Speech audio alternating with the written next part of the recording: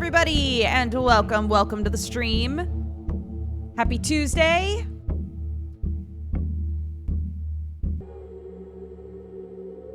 Oh. River of Phlegm? We don't need that.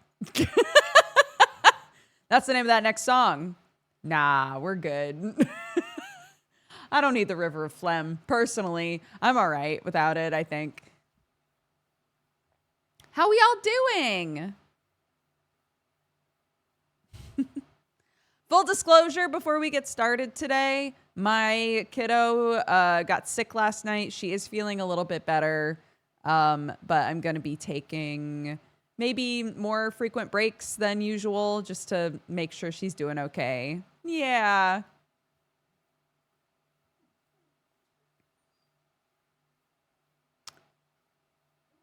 Me too. Yeah, at first, because again, we're going out of town on Thursday.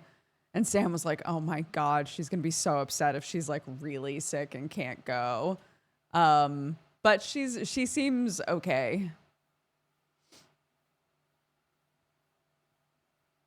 I know, poor baby. She's eaten a lot today. And she said she's felt fine. So just going to make sure I'm checking in on her often. And we got the Pecha Weech in here. Pecha Weech, say hello.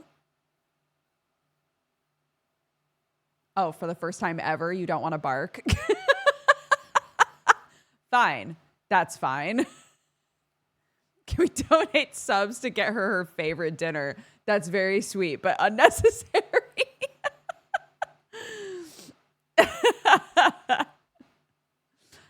I will be asking her what she would like for dinner, though. She gets to choose tonight. A power move. I know.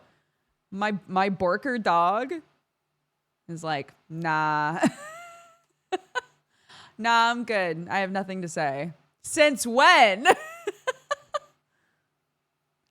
Since forever. Peak pet behavior. I agree. Sherlock, for the first time in a couple of years, he used to pretty much every night. We had a whole goof about him being a sock thief. He, for a long time, every single night would find a pair of socks, pick them up in his mouth, and walk around meowing with them in his mouth. And it always sounded horrifying. And he hadn't done it in a very long time. And for some reason, this week, he's started doing it every night again. And in the past, if he did it and I called for him, he'd be like, ah, there she is. I just wanted attention, you know. But now, when I call for him, he just keeps doing it. And he waits. I think because he's older now, he just waits for me to go find him. And then just sits there until I pick him up. He's like, it's still about attention. I still want attention, but I'm not coming to you. You come to me. And I do every time because if I don't, he wakes up Clark. He wakes up the mushling. And we can't have that. She needs her sleep. Pretty mushroom vibe time. Aw.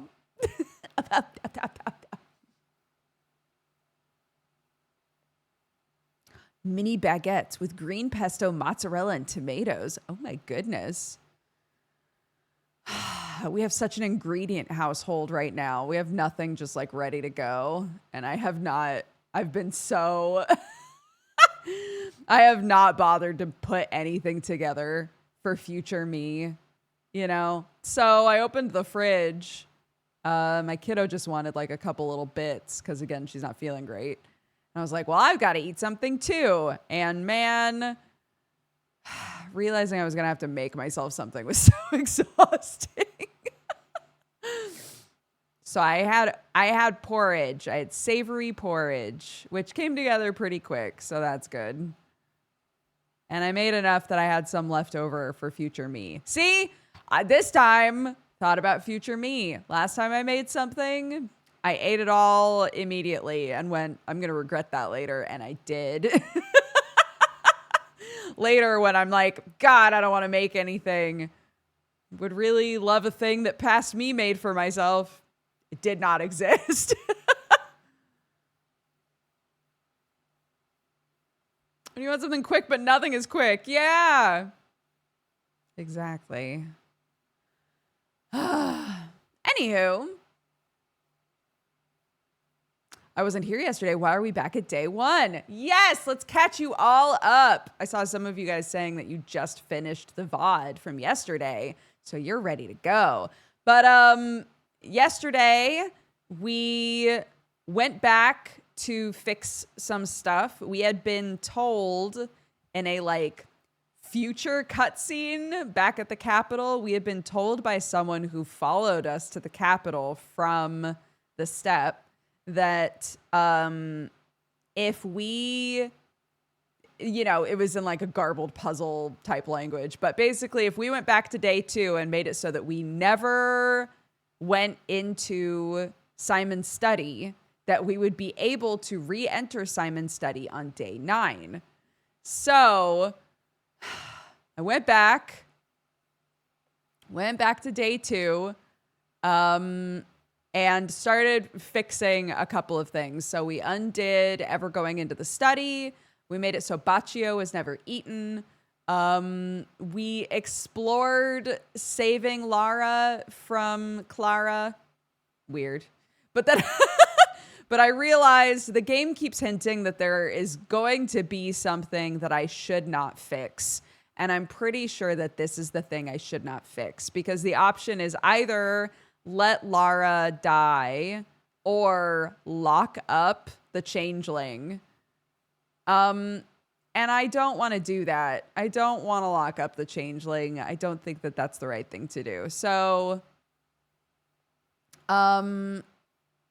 I decided to undo all of that.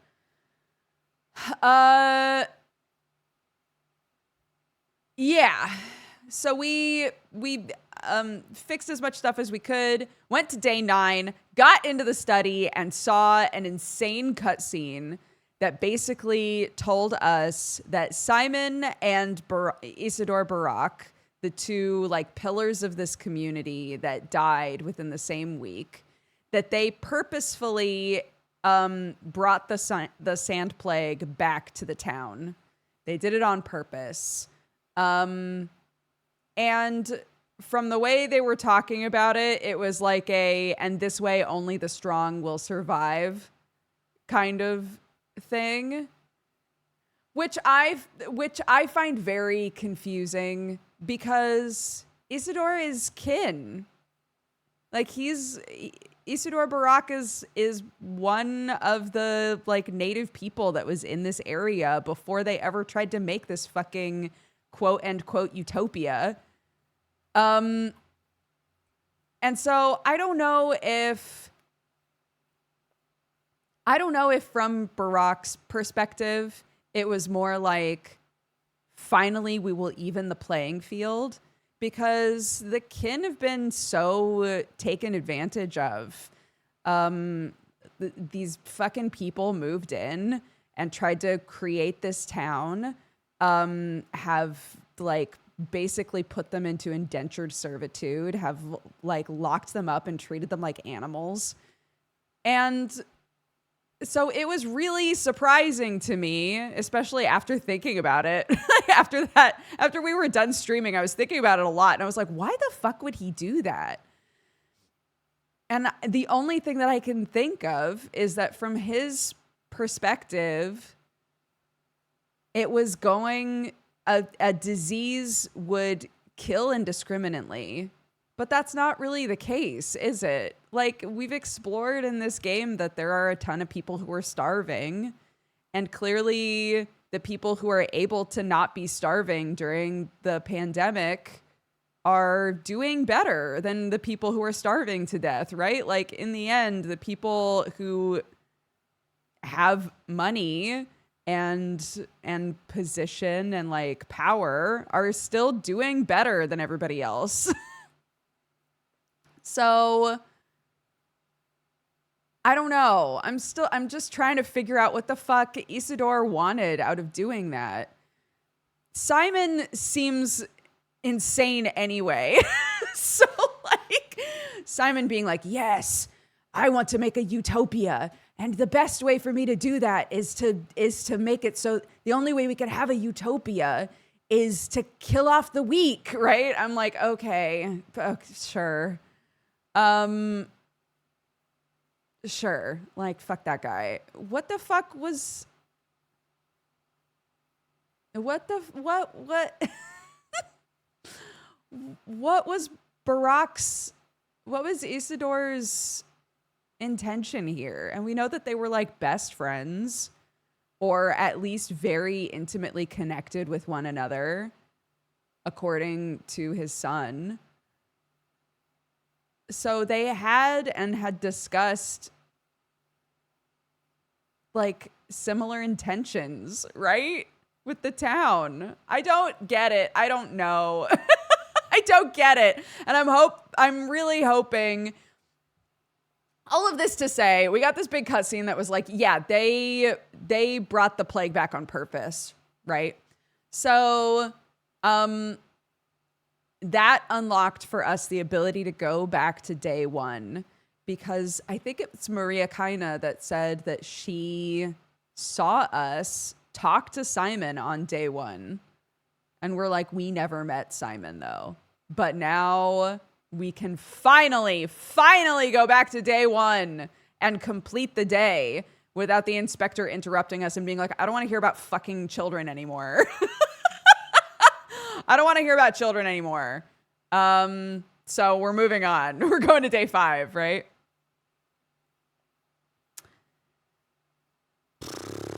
Anyways, so yeah, maybe there is an element there. Wait, okay, hold on. Sorry. Let's go back to that conversation for a second. Because the steppy people believe that they don't get the sand pest. We haven't like fully confirmed that or not. We tried to take blood from the Odong, and they culturally are very against letting us take their blood. So we were like, okay. But they believe fully that they cannot get the sand pest. So maybe from Isidore's perspective, he's like, well, none of my people are going to die. None of my people are going to die. I don't know, man. Anyways, okay, so we're back to day one. But I had a crash out because I had been meticulously balancing amalgam. By the time I got back to day 9, I was completely empty. And day 9, your apathy goes up faster. I'm convinced. I haven't tested it, but it seems like your apathy goes up way faster starting on day 9. When like the sound from the polyhedron is horrific and everything is terrible. So it was like, great, now you can go back to day 1. And I was like, with what amalgam? I freaked out. So we popped the bottle. We have the bottle that's made of Simon's blood. That fully refreshed our amalgam, gave us full amalgam, everything. So we have that now. We drank that so that we could go back to day 1. I was like, well, that's it. That was my one-time use. I've got nothing in the tank anymore. If we have to euthanasia max in this game, I guess that's what we're going to have to do. But hopefully from here on out, I never have to go that far back anymore. Okay, so that's where we're at. We went back to day 1, and then that was the end of stream. I haven't caught up on the VODs. I enjoy this mad recap. It's so hard to recap a game like this. Yeah, yesterday we found out that so each day the mirrors don't come back, but the victims in the quarantined areas do. So it's fucked up. But I was like, if we're really hurting for amalgam, as long as we don't fuck it up, then we can go put people out of their misery and then get a bunch of amalgam from that. Which again, not my ideal. I don't want that.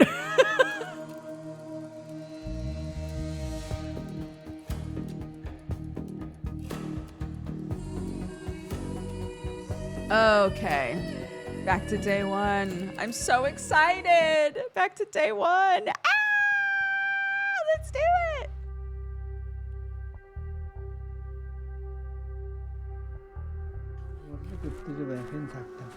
So this is exactly where it plopped us.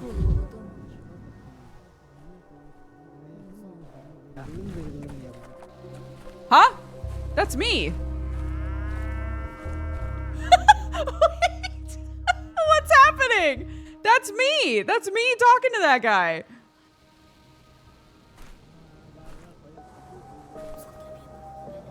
What?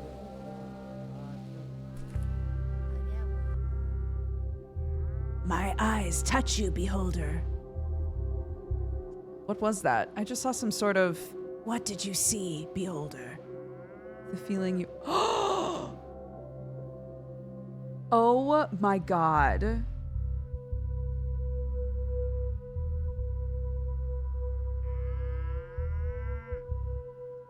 Do you remember when we first started playing this game and a bunch of weird shit happened right here?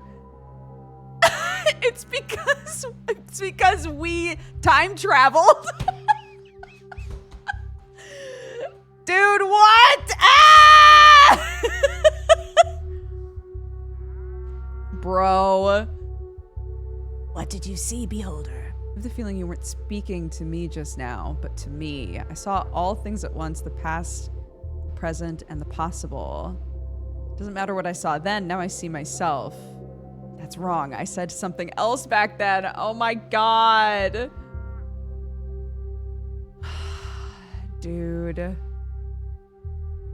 Yeah, the game has been really clever with stuff like that. There was one of the days is called like the day the Bachelor breaks Earth twice, but it wasn't until like way further into the game that I had to go back to that day and dig something up, and I was like, that's why it says that.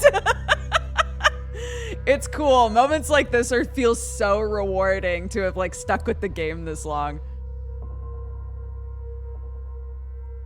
Oh my god. Okay. The feeling. You weren't speaking to me just now, but to me. Thank you for your vision, beholder. You see more widely than others. We will remember this. I haven't even done anything yet, but I'm already helping. What a stand-up guy I turned out to be. Look at me, Danielle. I'll tell you how to avoid the mistakes you will make yesterday. Look at me, worm. Acknowledge that you see me and not just me. Oh my god, do I want to talk to myself?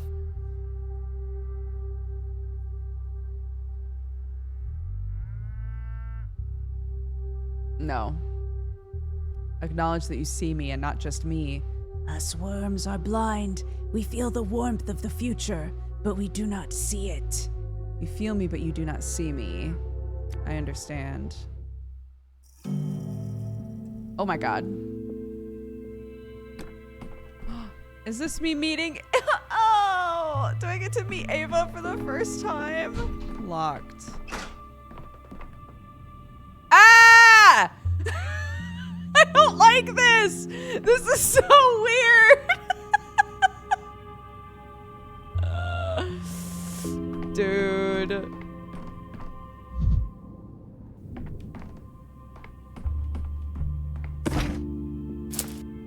Taking it.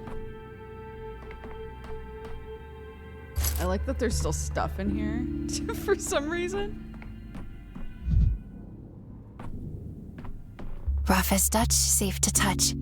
Smooth as bone. Leave it alone. I sincerely hope you have everything you need, because I'm very happy to have you here. Danielle, is it? Could you please tell me where your ruler, Simon Kane, lives? Are you willing to trade the company of a fascinated woman for that of a dreadful old man, even if he is a sorcerer? That's so sad. But Simon won't go anywhere. He is. He has always been. He always will be, even if the moon were to fall to the ground. So please stay with me a little longer. I couldn't even imagine the hospitality here. Who was waiting for me? I didn't notify Barack of my arrival. I'm not even sure what made me take off for this place. How embarrassing that I really speak like that. Not knowing it, we were speaking about 2 dead people in a town that was preparing to die. There is no death, Daniel. I'm not joking when I say that. You can hear me? Glory is the messenger riding ahead of the man, a celebrity from the capital, Bachelor Dankovsky, the founder of Thanatica, the man who challenges death. Of course we've heard about you. The glory is undeserved yet, but I hope that getting to know your ruler will give me a chance to live up to the expectations. Not him, Ava! Stop trying to futz with it!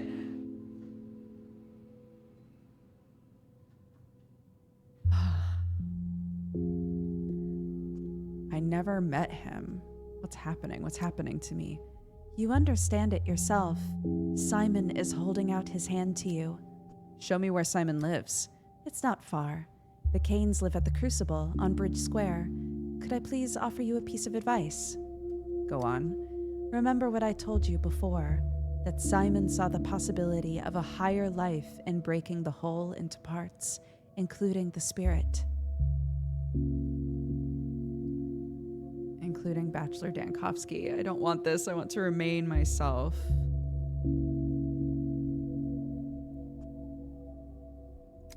Don't be afraid. You've come very close to Simon now, almost face to face. It's simply another way of seeing things. Try it. And if you don't like it, refuse it. All right, that's what I'll do.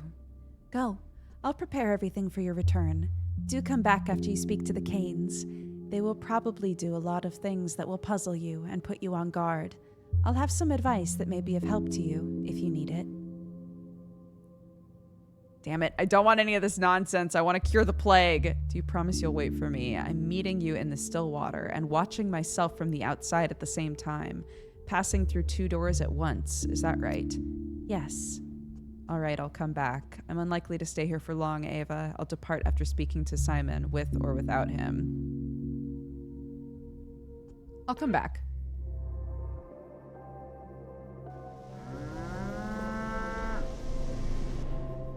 Bro, Kane is waiting to meet with me. Someone was secretly burying a pile of junk disguised as Simon.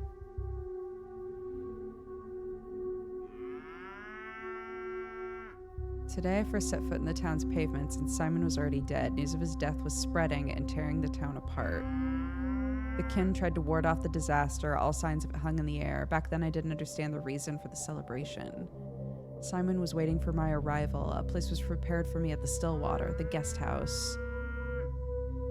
No wonder it seemed to me then that I had known Ava forever.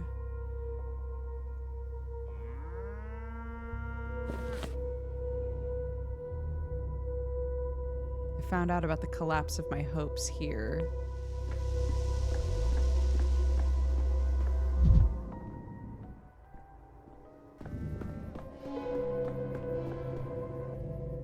How many times has it struck now?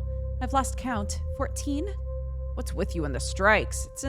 This isn't a death watch, Beetle. Do you honestly imagine it'll whittle you extra hours, extra days even? Where are you looking? What's happening?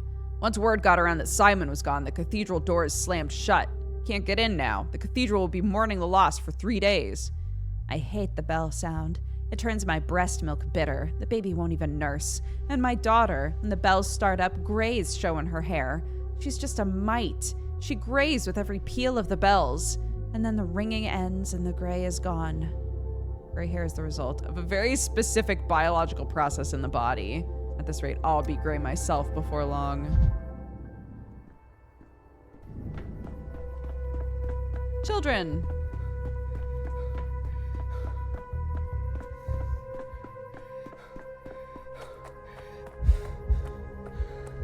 Can I go into other places or no? No. Like, stick to the story. You're on rails, Daniel. Fine. Yeah, I have no meter. No meter, no health. Nothing eating my amalgam. What a good day.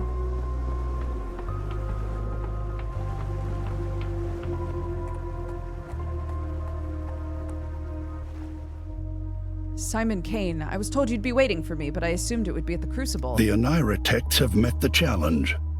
The polyhedron will live. Most venerable doctor, it was with great impatience that we've been expecting you. You need not delve into the minutiae of your business with us, since our family is well acquainted with your scholarly work. We are also quite aware of the difficulties you are experiencing, and well prepared to do our utmost to support you. It hurts me all the more to be the one to inform you that Simon, my consanguineous brother, creator, keeper, and embodiment of all that surrounds us, has been murdered. Damn it. Why did it have to happen just before I arrived? Right as I found the chance to prevail. Precisely, why did it happen just before your arrival? Are you asking yourself the same question? Staying at home, waiting, counting minutes. You promised, dear bachelor, you would spare me the details of your acquaintance with the townsfolk. Simon and his plan to infect the town with the plague is what concerns us. We are standing face to face with Simon, Inspector. This is Georgie Kane, the judge. As I understand it, you mistook him for his brother at first. There is a note about the resemblance. Allegedly, they were nearly twins. Though how could that be? And where is Simon, then? Simon is near. Look and listen. I need to examine your brother's body. The examination of the body will not help you in any way. The puzzle has to be solved within your mind. I'm not able to or even allowed to tell you any more than that. Believe me, I'm not trying to conceal any evidence from you. The body is kept in the ice house. It is intact, but focus may not be breached. You're lying, Georgie. The body was taken. I was waiting for those words. You lied to me, Georgie. You lied all these days. You called Simon Study the focus, but that was only a beautiful shell filled with sorcerer's toys. His body never mattered at all. While we were searching for the cause of death, your brother abandoned the very idea of it. Where is he? Before me. Before you is me. Before you is the polyhedron. Correct. The focus is not only a place, but a state of mind. It's the polyhedron itself, a vessel for Simon's soul. There is no soul. There is only memory, only the ability to see, and a machine that splits the beholder's memory into corpuscles in order to preserve them forever. We are looking at it now. Are you saying Simon Kane hid from the plague inside the polyhedron?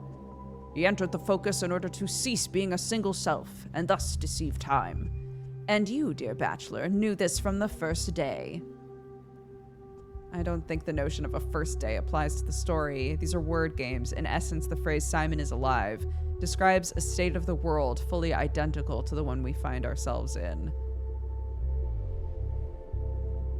Oh, goodness.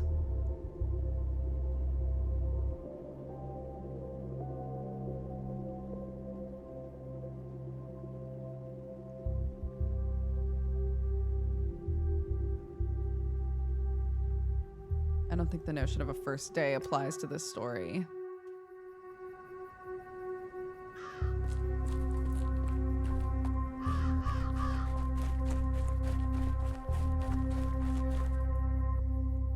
So then, shall we start digging? Maybe we sit a bit longer. All right, a bit, but then we dig him in for sure. Who's being dug in here, good sirs? Some say the man who will lie in this grave built the city. He did build it for sure, on paper. Like the kind you keep fiddling with your hands. That's Mishka, the map maker. He could draw up any plan so it looked realer than the real thing. And now he's ended up in a rectangle himself. They say you're secretly burying Simon Kane here. In a few days they'll open this coffin and inside they'll find only a map. Why? As if every map Mishka ever drew was realer than the real thing. It was realer than he himself too, right? Right. It ain't really him lying there, just the body. Every man with a shovel is a philosopher in disguise.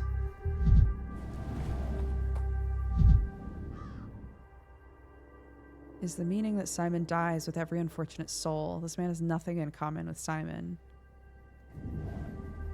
But he doesn't actually get buried. So where does he go?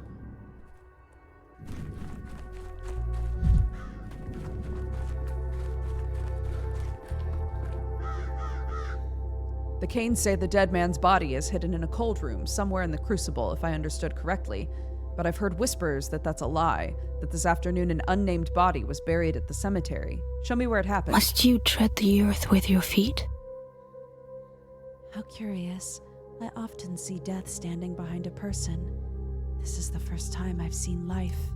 You must have taken me for a fighter against death. Or maybe you caught sight of me just out of the corner of your eye. You really are unusual. So you did go looking for Simon's body on the first day after all, Dankovsky. You weren't idle. Why then, by the second day, did you give up so completely that your whole odyssey folded in on itself?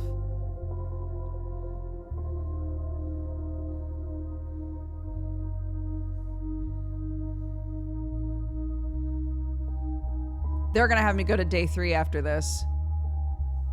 I'm pretty sure day 3 is the... Oh, no, maybe it's not day 3. Day 3 or 4, I think, are called...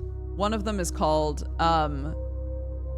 when the Bachelor catches the last strand of Simon, or something like that. And every time I went back to that day, I was like, why is it called this? And I kept feeling like I was missing something. But I think after this, they're gonna have us go to that day.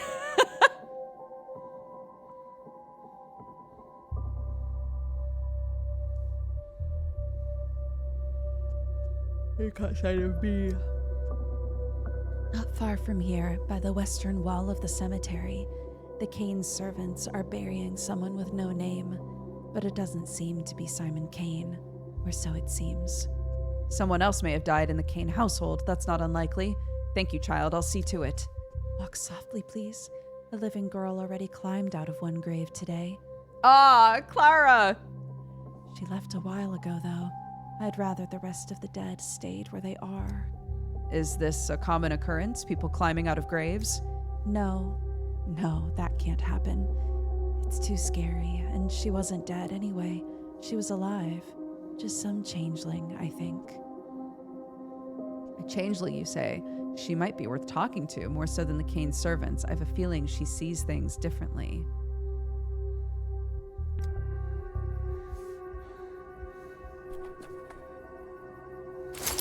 I don't know what I'm grabbing all this. For fun. I'm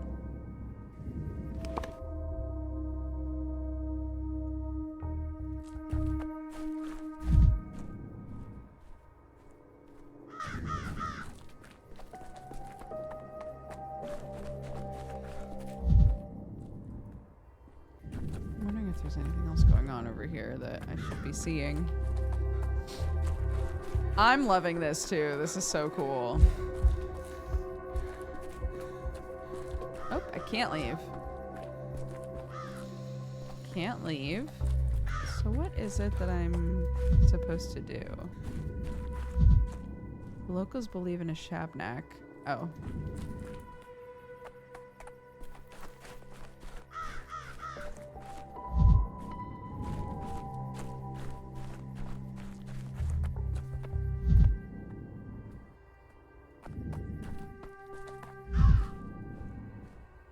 Where does it want me to go?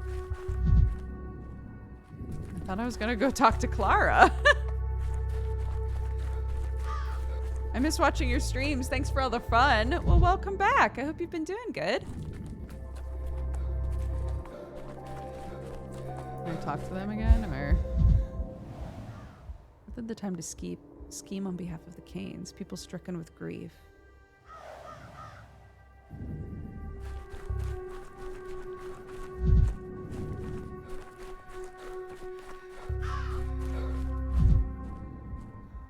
Why is this open? People lie all the time. They're frightened of sincerity.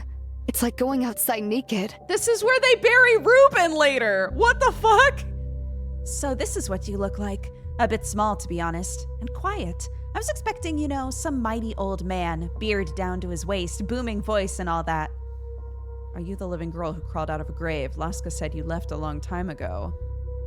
Were you waiting for me? Is that how teenagers imagine people in their 30s? Is that how you imagine yourself, a man in his 30s? And by the way, I didn't steal anything from you. I haven't done anything bad at all.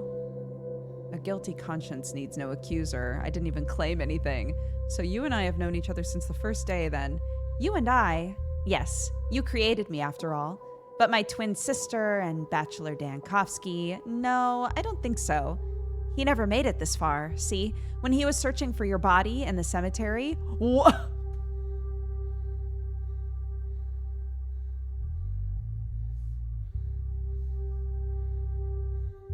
What?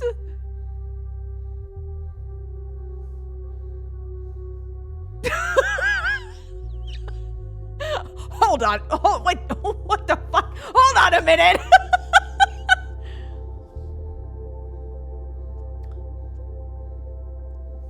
When he went searching for your body in the cemetery, he got distracted by shouting and left. I don't understand. Who are you talking to? You think I wouldn't recognize you without a beard? I'm not 5, you know. I'm almost a whole day old already. I'm not Simon, if that's what you're implying. I'm Bachelor Daniel Dankovsky, a fighter against death. You? Dankovsky? Have you even seen that Dankovsky? He's a total fool. Right now, he's yelling at people out at the bone steak lot. Angry. Trying to pick fights, even. He wouldn't even be able to hear me. Yelling at people is something I can do. Guilty as charged. What's happening to Dankovsky? That's not true. From the very first meeting, he did listen to you a little. He was just too ashamed to admit it outright. Well, you shouldn't. Shouting comes from pain or weakness, nothing else. A strong one whispers, and then everyone listens. Tell me honestly, what are you really? Are you a Shabnak? You tell me who I am. I'm your and Isidore's making. I appeared in the ground when you dug a little pit there. Clara, I'm not Simon. I swear it. At best, I'm his student, perhaps. You're part of the power which eternally wills evil and eternally works good. You must be some kind of side effect, maybe even a natural antidote to Shabnak. You hate her after all.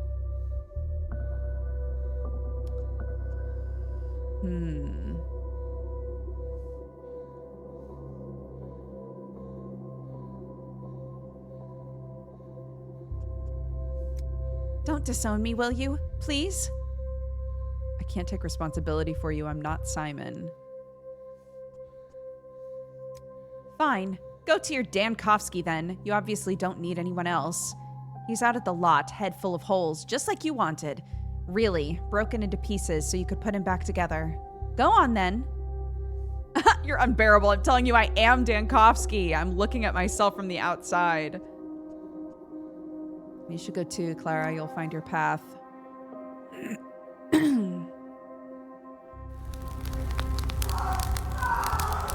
Oh my god.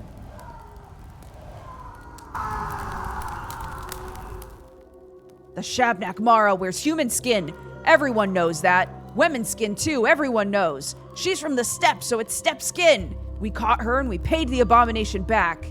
But in the fire, she's not to burn, for she's made of clay. It's wrong, all wrong. Harden she must, and then fall apart. It's a Shabnak, a clay thing on bony legs. The one that tore Barak and Simon Kane apart. Don't listen to her screams. That's how it tricks you. Plug your ears if you have to. What madness is this? She's a girl. Murderers, stop right now or I'll shoot you. We're paying her back for Barak. There he is. Piecework, he caught her. What have you done, you dimwits? Oh dear, oh. What have you done? How is it? That was no Shabnak, that was a girl, a living girl. Hope you find yourself in her place as soon as today. On the day Simon and Isidore died, the shaken townsfolk hunted for a killer among ordinary women. You tried to stop them, my poor Bachelor Dankovsky, but you were too late. I can't go back. I can't arrive sooner. I can't undo this horror.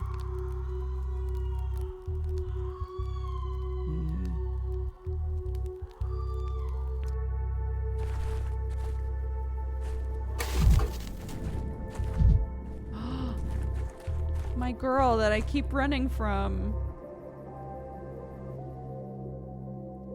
So that is how I came into being, Doctor. They thought they were killing the wrath of the steppe, but they gave birth to it themselves, when blind hatred drove them to tear apart whoever came to hand. For the sand plague is not a microbe, but pain spilled through the streets. You are a bacterium, one Simon and Isidore brought from the steppe to infect the town. People were trying to avenge the murder of their precious patriarchs. They went mad with despair and fear. Mass hysteria is ugly but natural. I was here and I could not stop it. I am the truth of this world, Doctor. Everything that rises above the earth returns to it. Every act of defiance breaks against pitiful human nature. Simon Kane opened the gates of his body to me. He carried me into the town, and what you witnessed just now, he brought that too. I don't understand why he did it. To tear the whole apart, so that every cell of the single body might become aware of itself and sing its own song. Only for some that song is a battle cry, for others a death howl. Cain without reason laid human nature bare. Look at it, Doctor. Look. Look. I looked, I stood there and watched it happen, and I did nothing. How did you tell the strong from the weak? Only through ordeal, only by forcing them through a baptism of fire. The lives of the indispensable at the cost of the accidental.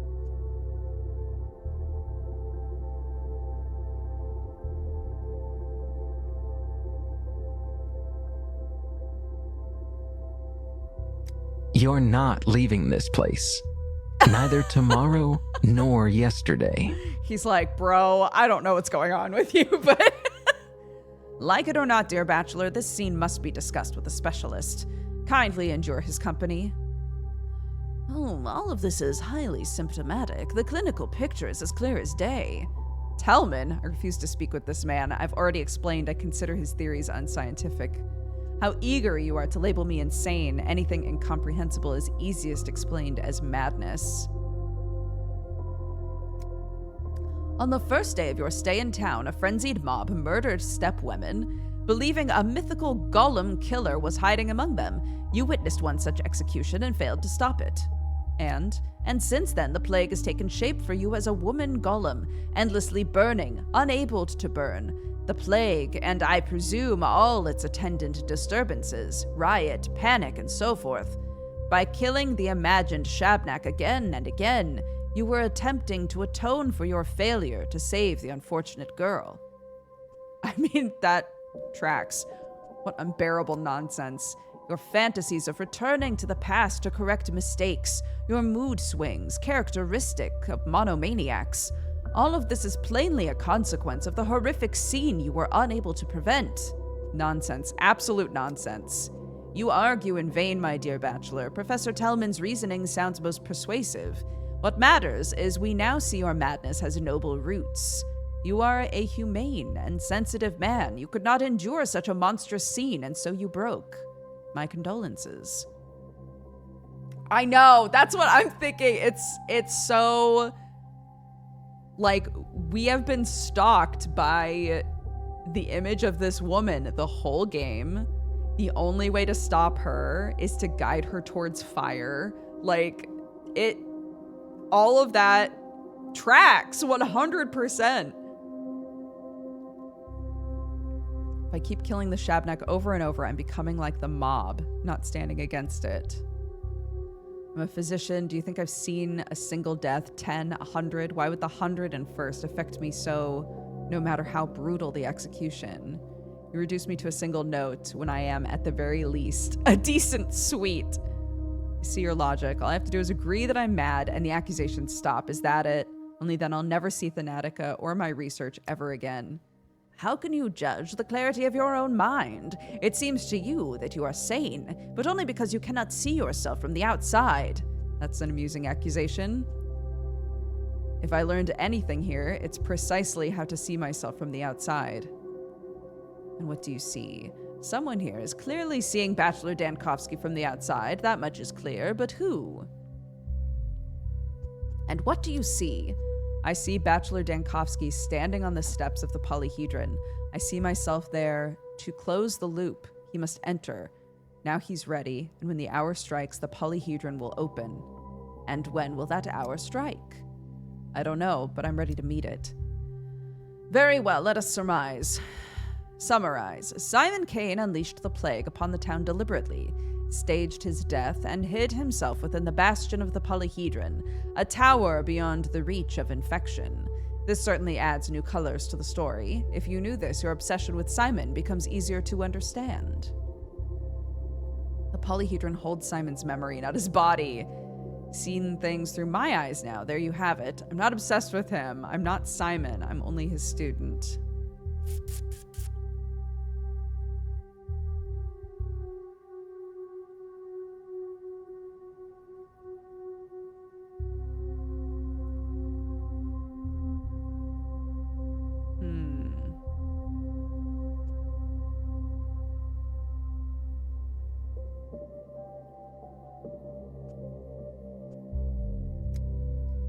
But the conversation is not over. We will have to return to more mundane events and to other days. Have a glass of water, and we shall continue.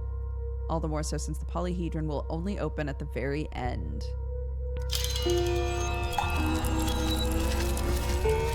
Where am I going? Where are you taking me?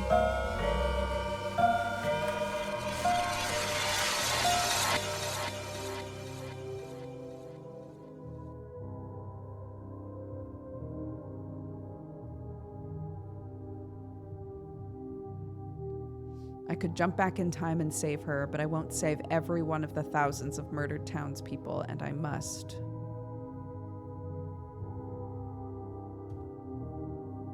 Okay.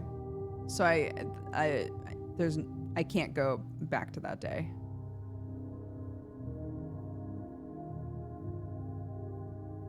Okay, so they're forcing me into day 2.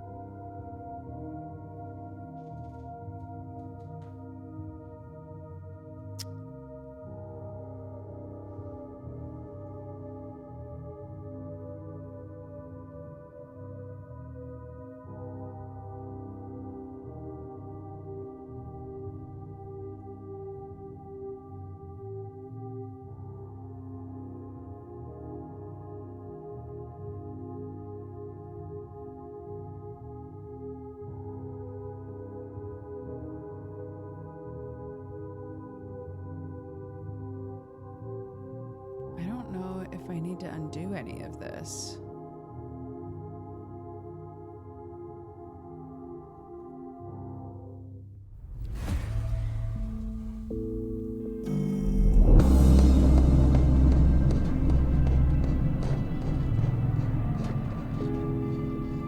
Oh, open mind map. Today I've received the blessing to visit Simon's study. Right.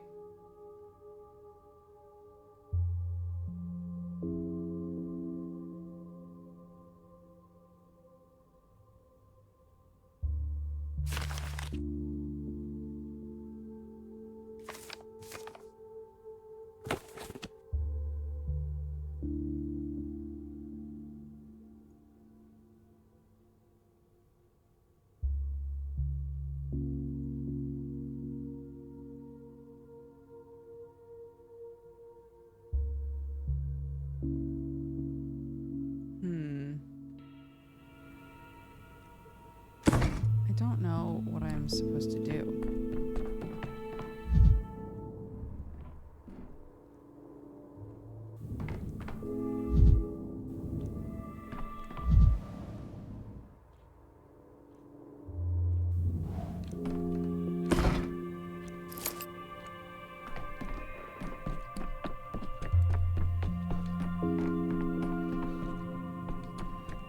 Okay, Ava won't talk to me, so there's nothing new there.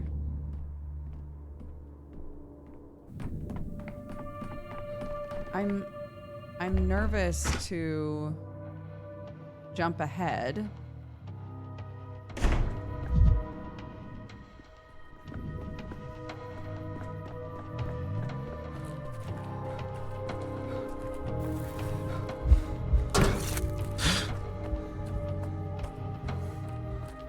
I'm nervous to like go back to where we were because it uses up so much amalgam. You're too high strung.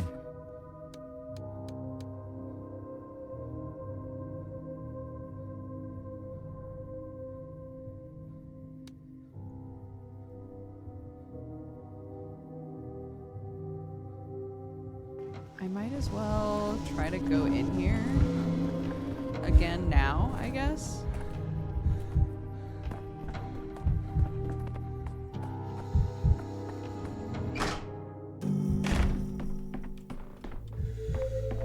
There's buzzing in my ears. Bachelor Dankovsky, an honor. Victor Kane at your service. You know my name. Of course, you look surprised, should I not? I'm a man of science, not a celebrity. I'm not used to being recognized.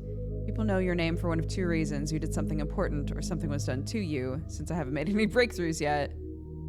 Sometimes I have the feeling I know a man before we even meet. Perhaps Simon mentioned me in his letters. He was so eager for your arrival. I'm sorry for your loss. I wish I'd had a chance to meet him. You were robbed of the chance. I should be offering you my condolences. As the youngest, I grew up expecting Simon and Georgie to go before me, is what I should say. But frankly, it isn't just the factory hands who thought Simon was immortal. It still feels like a bad dream to me. I'm familiar with the feeling. I think Talman had a term for it. When my wife Nina died, I kept asking myself, why her? Why not me? I looked for an answer and found none. She was stronger, smarter, just better than I was. And now Simon is dead and it's dawning on me. Death takes the best. It shuns the mediocre like myself. Death doesn't discriminate. It takes us all. True mediocrities never see themselves that way. I doubt you fit the description.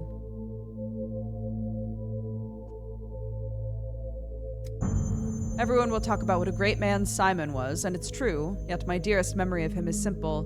When he built me a camera lucida, it projected images onto paper, tigers in the jungle. I remember this conversation. I've never seen anything more beautiful except Nina, of course. What is a camera lucida? A cousin of camera obscura, an optical curiosity, a prism that superimposes the world onto the page. I heard Simon's body was stolen. Have you spoken to Georgie? Yes, it's true. The body was stolen. Unspeakable blasphemy. His death was like a knife to my heart, and now some fiend has decided to twist the blade. May I examine Simon's study? Please do. Simon was expecting you. You're more than welcome to attempt an entry. Georgie granted his permission. If you don't mind, I'll try my luck. I'm sure our paths will cross. I'm gonna see if I can go into... I couldn't go into Maria's place until later, but I wonder if I can go into it now. I can!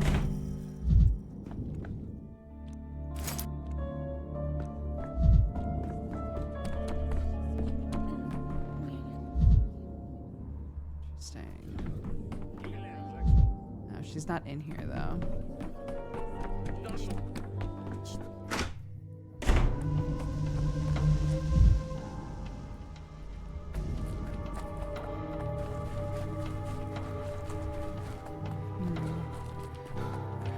That face is such a jump scare. I know, dude.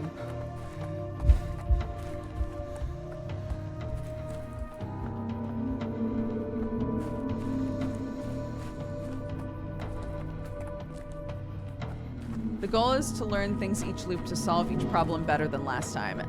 Yeah, basically. So this is like our mind map of everything that has happened each day. If there's a gear, it means we came to a resolution, not necessarily the best one or the one that benefits us the most, but a resolution. And if you find out information in future days that makes you think, oh, I should have done that differently, you can go back and break that gear before you start the day over.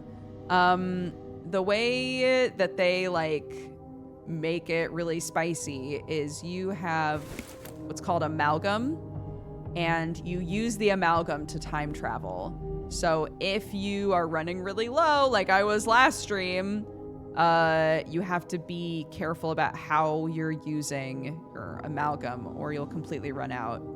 And if you completely run out and all of your and each of these sections breaks, then it's game over. So a bit spicy. But yeah, it just gets so, it gets so complicated, this game.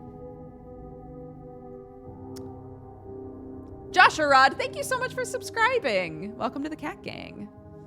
So this is the furthest day we've gotten to. And it made us, oh. Simon and Isidore let the plague into the town. Right. Simon's memory is preserved in the polyhedron. Can I try to go in on day 2? I can. I'm remembering this now. I could use some quiet. I'm trying to remember though. I'm gonna take this because I think your apathy goes way up while you're going up there.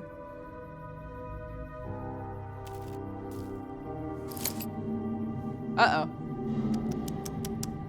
Oh my god, I have so many. Well,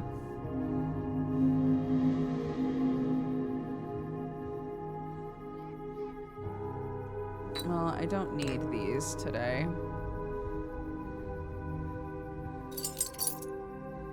Less of that is 5. That's 2. Oh.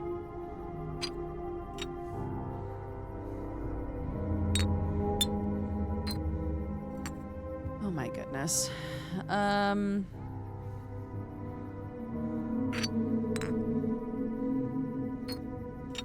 There. Sure. I need the stimulants. Is there a marker for best outcome? Nope. You just kind of feel it out. All right. Let's go up here again and not die. And not die, chat. Let's not fall to our death again.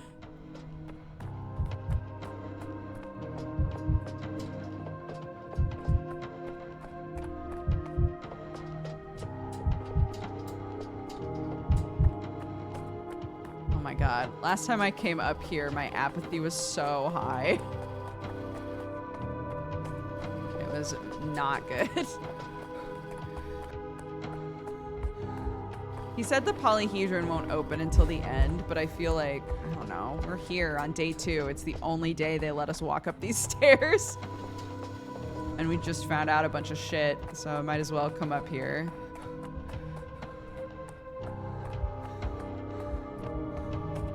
I think the trick is to stay on the platforms. Thanks, man. You know what? I will stay on the platforms. Fingers crossed.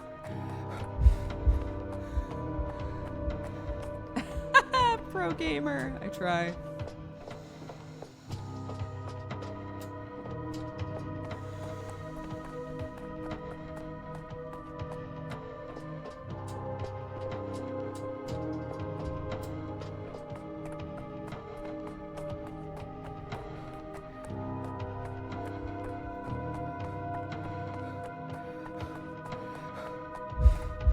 God.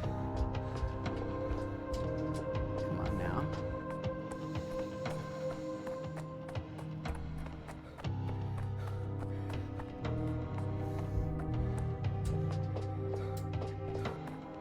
Whew.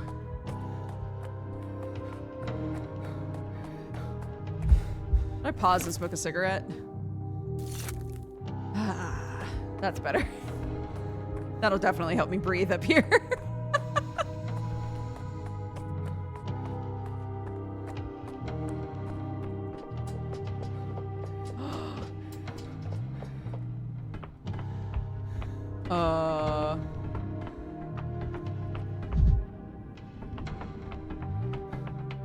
What the heck?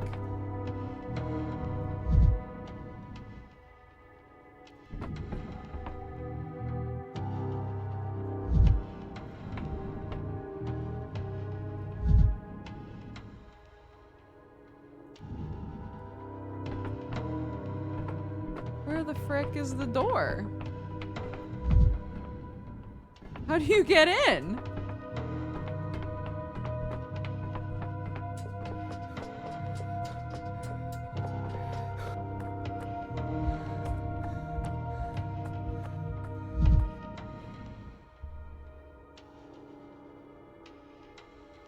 Huh. Oh, that sucks. That means I have to go walk all the way back down. Normally there's a guy here who stops you. And he's like, "What are you doing here, old man?" And we're like, and then they fast travel you downstairs.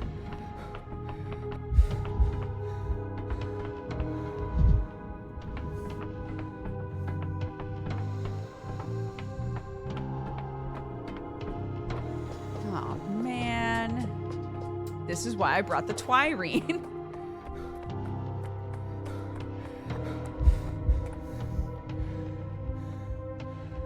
Girl.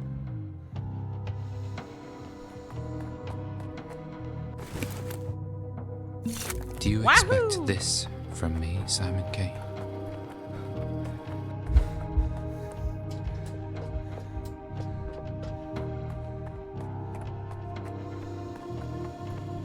Oh, do I have different things I say now? Is that what you want, Simon? Chugs Twirene. Is this what you want? I could just jump off, but I don't want to waste the amalgam. It's a precious resource. God.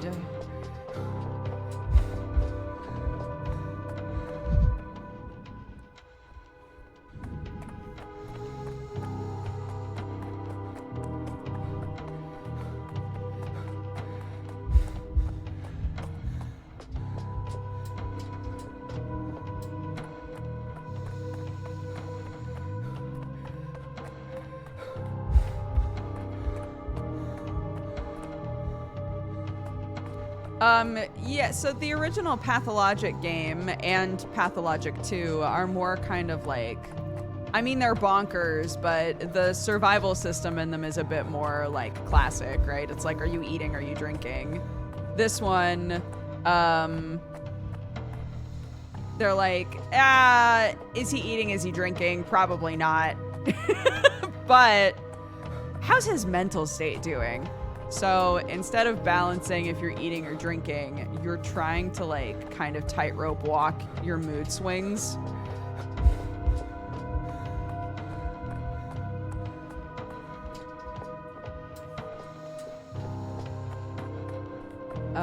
So if you get too apathetic, you get really depressed, you start wondering what the point even is, and you move slower. You eventually become suicidal. It's very dark. And if your mania gets too high, you move around like a bullet. You move super fast, but you can potentially have a heart attack. But yeah, in the game, like the Haruspex, one of the other healers that you play, the one that you play in the second game. Oh, right. I wanted to go in there. I forgot. The one that you play in the second game. Quick.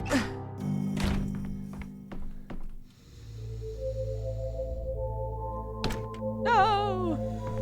Inaccessible. Study is locked. I must grasp its essence.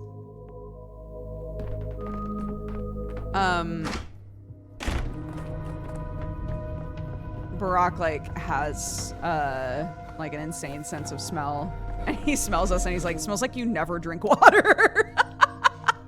It smells like you literally don't give your body anything that it needs, and we're like, "Shut up." It's very funny. But like all of those things sort of like support this, like, we don't really care if Dankovsky's eating or drinking because he's not a person that takes care of himself anyway. He's like an obsessive drug addict. That's the shit we need to be worrying about with him. Forgot your Stanley Cup. Exactly.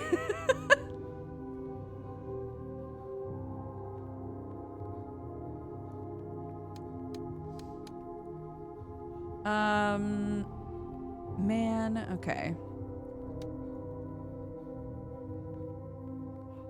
I want to talk to Ava so bad, but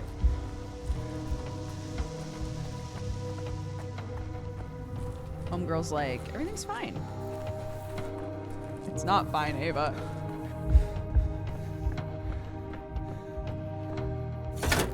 Every creak, like a gunshot.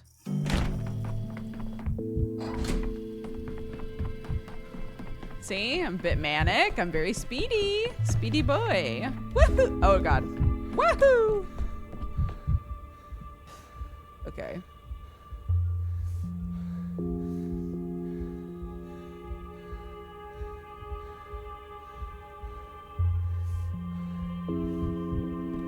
Yeah, if you have enough healing items, you can just be super manic all the time. Which, right now, honestly, I have a bunch, so... I should probably just make myself really manic. But yeah, you slowly lose health if you're too manic, is the problem. Is the problem / solution?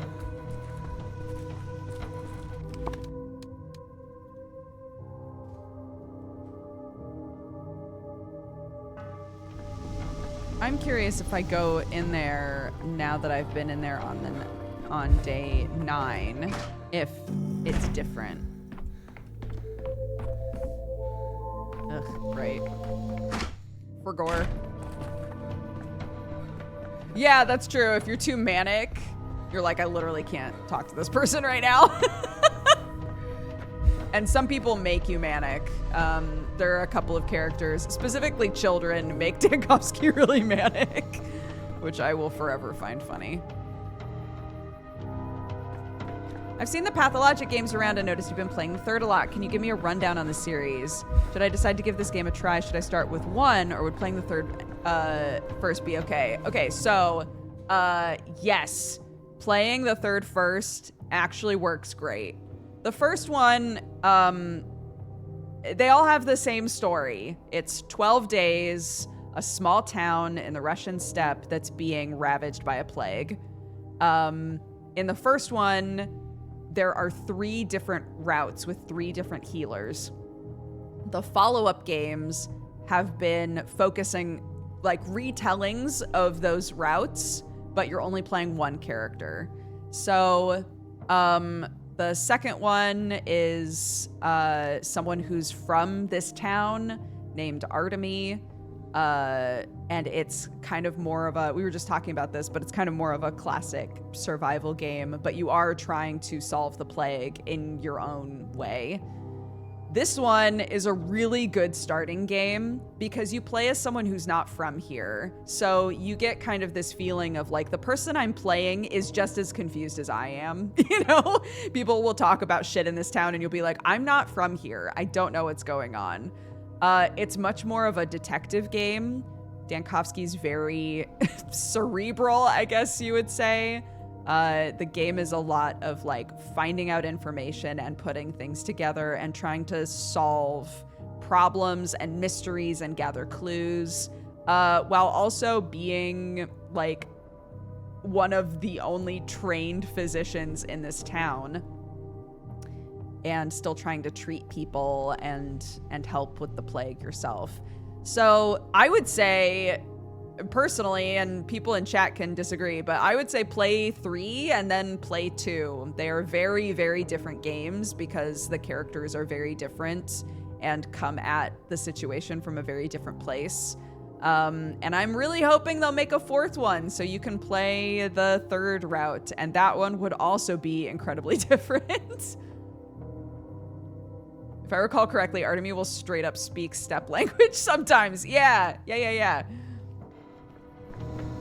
And people speak it a lot in this game too, but because Dankovsky doesn't know it, he'll be like, one more time? Oh my God. How many times have I been freaked out by that jacket? Bro, I have been startled by that jacket so many times. It's so stupid. Oh my gosh. I should have just talked to you while I let the clock run. We're waiting for it to be 9 o'clock so that I can maybe get into this room. You're not alone. It got me too, bro. It startles me. It startles me.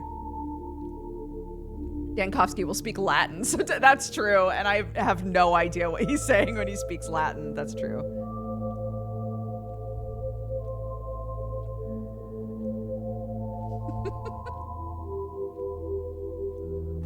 Oh no, I smoked my ciggy already. I'll just have to let myself get a little apathetic. Oh, I don't want to. Ah, no! It's fine, it's fine, it's fine. We're okay, we're okay, we're okay. We drank the bottle. We drank our baba. We're okay. We're okay. We can be a smidge apathetic as a treat. It's okay. Oh my god, he's heaving.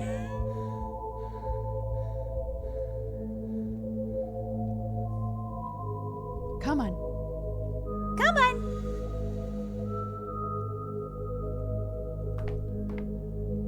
You don't speak Latin? No, like a fool, I learned Greek.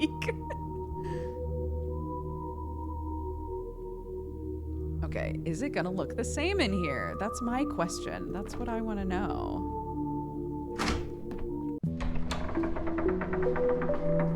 Are they giving us the exact same cutscene? That's so funny.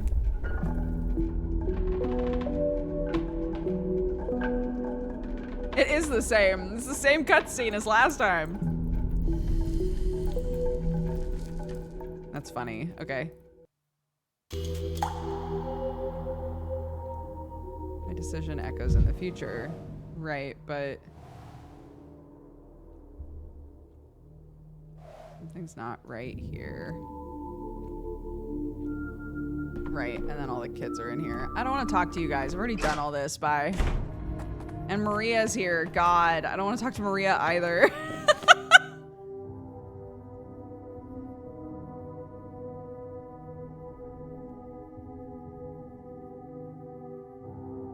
Okay. I was just curious if it was going to be different in there now that I've been there on day 9. I'm scared to jump ahead. But maybe I have to. There might not be anything for me to do here.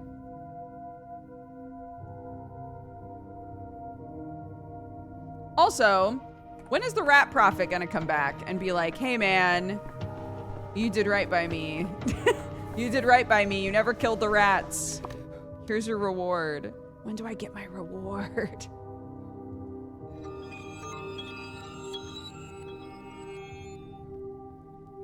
I'd be heaving too from all the cigarettes and morphine. Haha, what do you mean?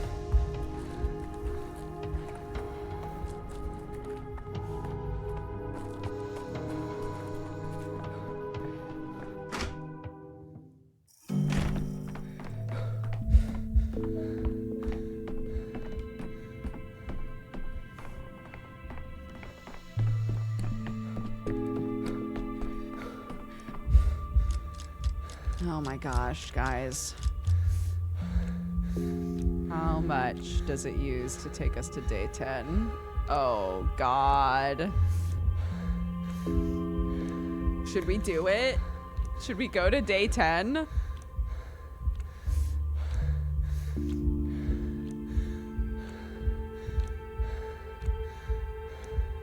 I'm so scared to use that much amalgam, but I don't think there's anything else we need to do.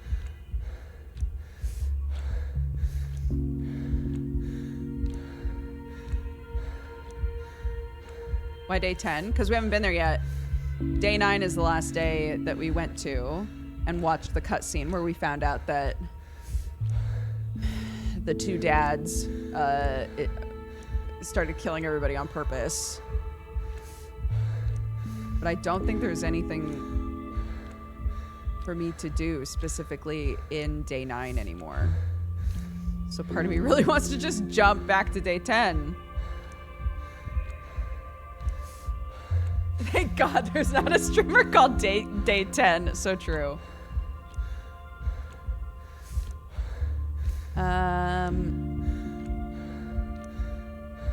Yeah, I'm gonna do it. Oh God, I'm scared.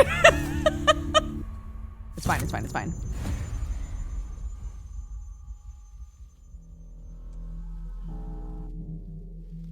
So, you've chosen to lay yourself completely bare to the inspector. Do you think he's on your side? Or is there some other reason for such candor? Who are you? You didn't say last time. I think no one is on my side here. Your vague half-threats don't faze me. If you want something from me, say it plainly. The inspector will be back any moment. He'll ask what happened with Inquisitor Karminski on the 10th day. And what will you tell him? Karminski was obsessed with impossible objects and paid for his curiosity about a street in the atrium. You mean his fascination with mirrors? No one could have foreseen the consequences of what Karminski did to Victor Kane. What happened with him? Why don't you tell me who you are first? My name is Ireus. I'm 27 years old. I can calculate cubic roots in my head. I love sparkling water. I'm proficient with smoothbore and rifled firearms. I have perfect memory and no fingerprint on the ring finger of my left hand. And my grandfather founded your academy.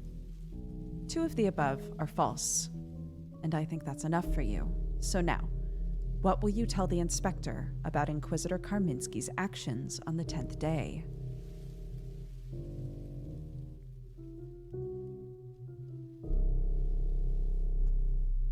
Karminski was obsessed with impossible objects and paid for his curiosity about a street in the atrium. Wrong. The correct answer is you don't know what Inquisitor Karminski was doing. Even if you think you do, even if it seemed like he was being candid with you, that is the truth. You aren't aware of his true mission, so don't mislead anyone. Oh, so he wasn't sent there to save the town! If I don't know anything, then my account will be nothing but a harmless misconception that's pointless to hide. You'll never become an Inquisitor if you keep pressing people this bluntly. Try a subtler approach. Oh, so he wasn't sent there to save the town. Do you have any idea how many towns like that there are in our country? Hundreds. And we only have 17 Inquisitors. Trust me, the inspector cares about the fate of Inquisitor Karminski proportionately to those numbers. And the more you reveal about it, the clearer your own involvement will be. I am involved, not the way you think. I've been waiting for you to shift the blame to me.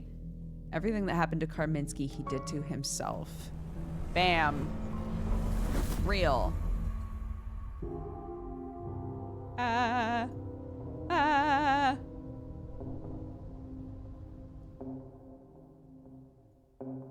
Does it say that I got in on day 9?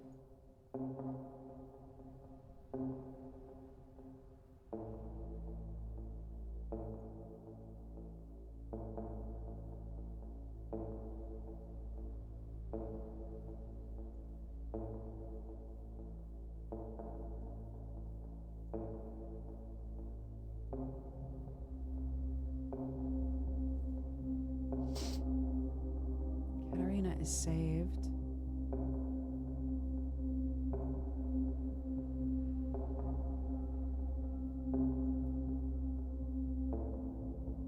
There's nothing here about me going in there, and I don't know if that's a problem. What happened on day 1? It was bonkers. We basically watched ourselves experience day 1. It was like a series of tableaus where we were over our own shoulder, and like some of the people who are a bit supernatural would like kind of acknowledge us, and we'd be like, what am I? We met Clara, and she talked to us as though we were Simon, and we kept being like, I'm not Simon. It was bonkers.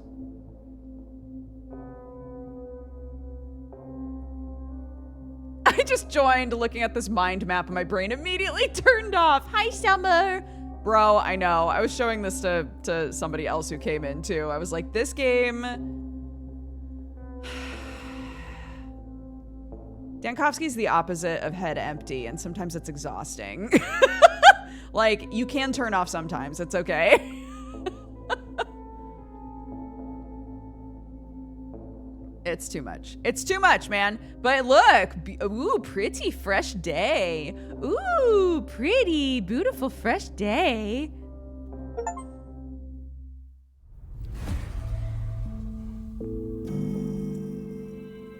The hospital is closed down. Haha, okay. Who's staring at me through the looking glass? What just popped up? Kid Notkin wants to offer me work. When one of the children asked for my help last time, they almost killed each other. Georgie is alive, and he and I have one more conversation. Goodness. Simon's deeds are great, but he averted even more troubles from the town, secretly expecting no reward or gratitude, and now the town is on its own. Convince Khan to return to the Polyhedron. People who trusted him are waiting there. Seems Simon and Isidore brought the plague to the town. Okay, so I do have that. Wait. Oh, okay, here we go. Oh, here we go. Okay, it did remember all of that. Good. Okay. Okay. Brother. Anybody want to talk to me today? Anybody have things to say to me? No? Fantastic. We're on day 10, and stuff is going up. Not ideal. How's the map looking? Ew. Ew, what happened here? Why are the riots in the Marrow? I have to go there. I have to work there. Bro. Son of a bitch. Minus 70 contagion. It's 30 contagion.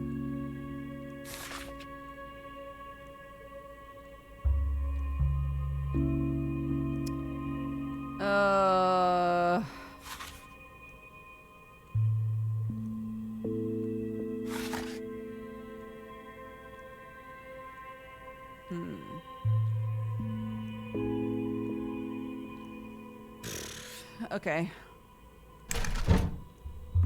I'll leave it like that for now, I guess. There's nothing for me to loot, but I'm looking anyway. Where's my good boy? Oh, not you. You are not what I meant. You look unhealthy. I've come to look you in the eye, and you're not even averting them. I can't see even a single drop of shame in them.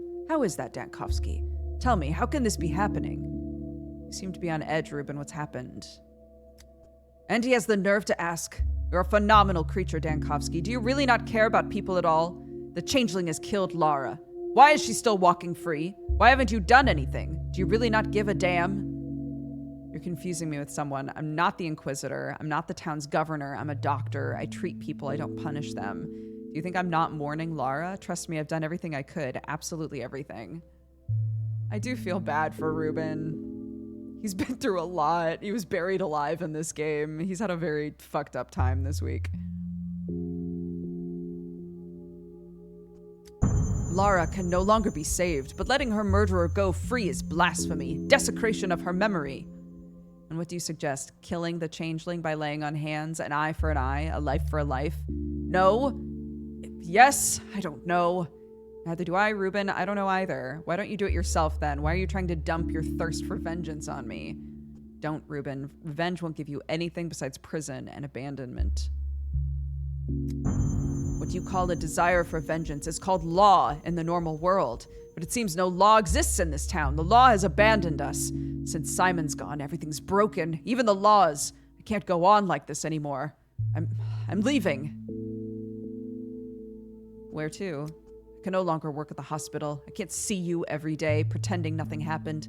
Pretending the changeling hasn't killed Lara. You weren't much help anyway. Damn. He's leaving. He's bouncing. Reuben accuses me of letting the changeling escape punishment. What's this? The Bull intends to destroy the house. I was wrong to think we would become friends. Oh no, what did he do? Well, it seems fine in here. How's... Okay, we're stacked. That's good. Oh, new recipes. I can make twirine. That's not good, is it? We've come in peace, esteemed Mr. Comrade Dr. Healer Dankovsky. Speak up, he's probably deaf, because people say he has trouble hearing.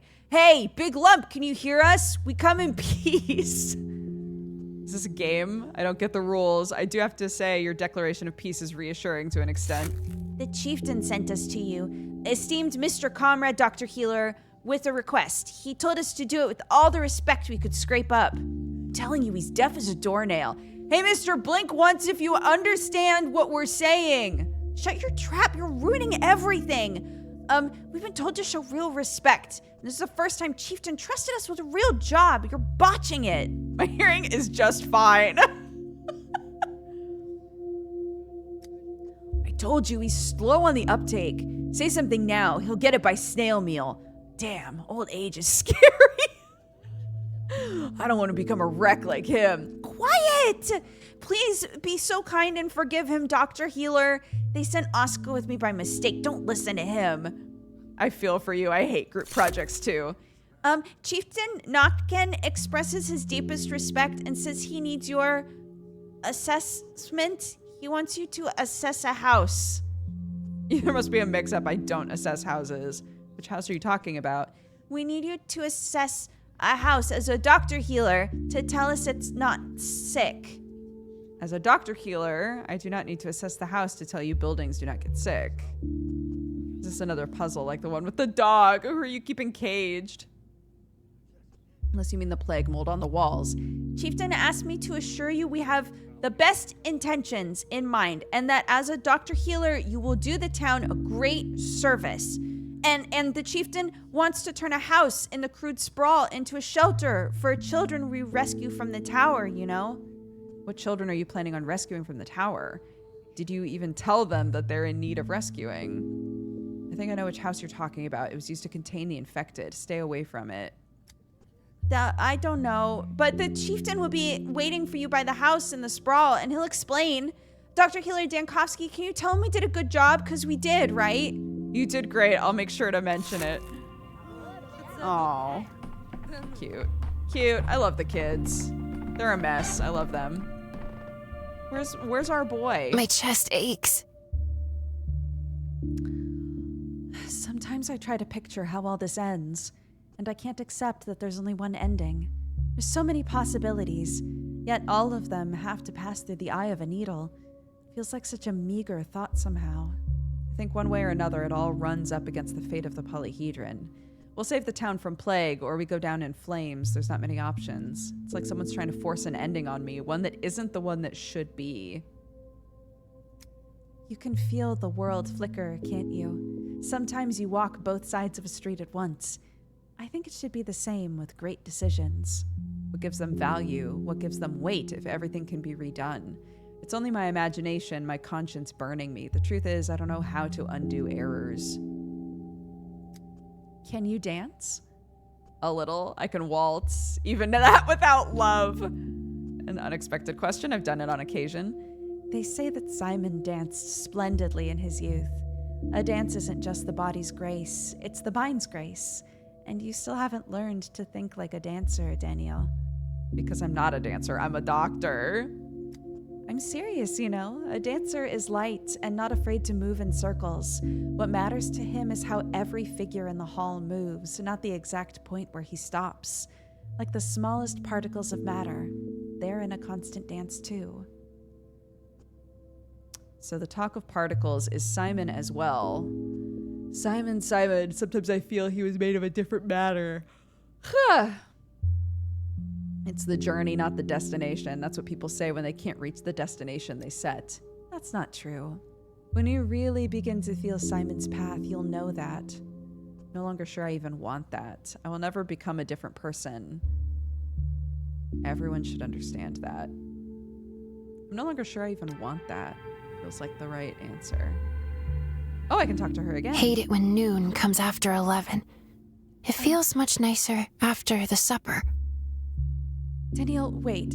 You really do know about, well, death. Are you giving me this strange look? I know much about it, but not enough. What would you like to know? Why are you giving this strange look? You know that to defeat your enemy, you must look him in the face, right? Lift your visor. Look him straight in the eye if you're a knight. I know that. I'm not scared of death. When battling death, one must be a wise strategist rather than a warrior. This conversation unsettles me. You're hinting at something between the lines. Death doesn't exist, Danielle. I truly, truly do believe that. Give me your hand. Did you want to talk about something? Oh. I did, but not with words. What is it? The fact that death doesn't exist. I don't understand, but I see I won't get anything else out of you. Come help at the hospital. You can face death every day there. Interesting. That made me very apathetic. Enough.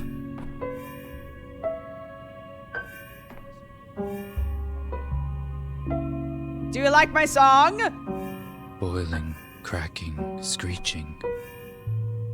Living. Do you love it? A succulent Chinese Tired meal? of this noise. Oh. What? There was a bowl here, but now there's a paper bowl. The tracks lead here. I've never been here before. What is this place? A woman lived here. She had strange projects. This is a strange place. It seems the bowl isn't here. If only I could take the bowl. I think I can picture how to fold it. Can't sneak up on people like that. Diary from the empty room correlates with the animism of traditional peoples and the natural perception of the non-living as living.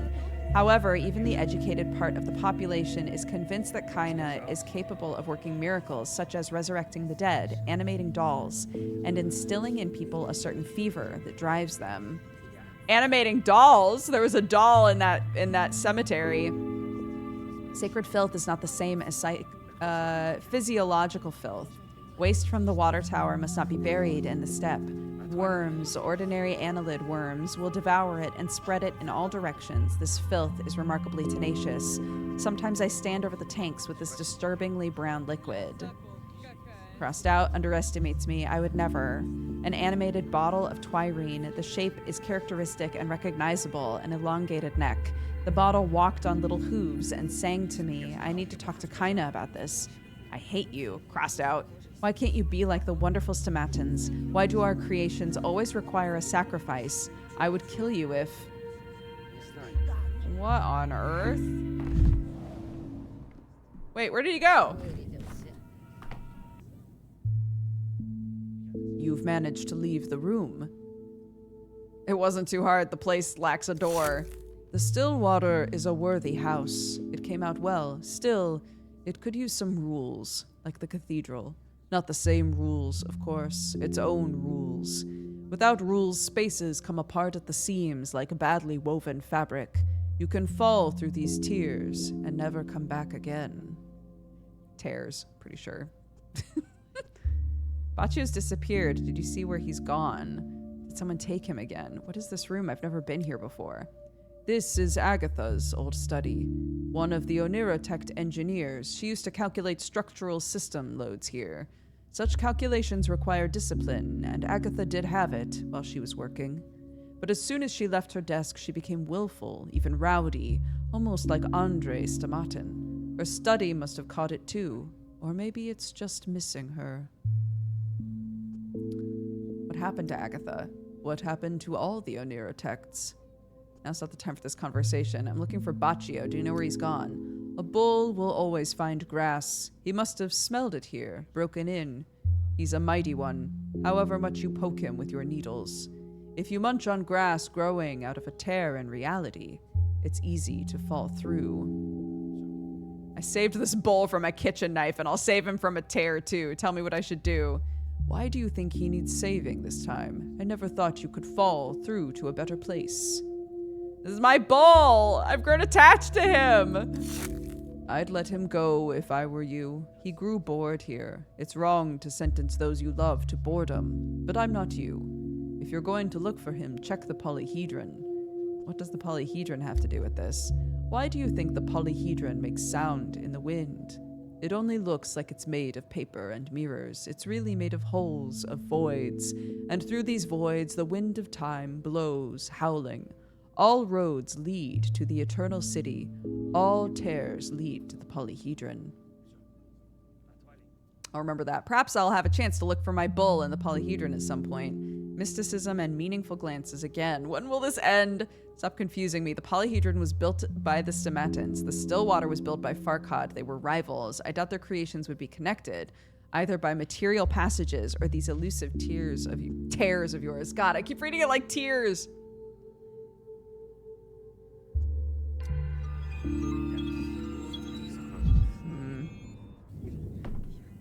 Interesting. Bull left me for places inaccessible to people. A paper figure.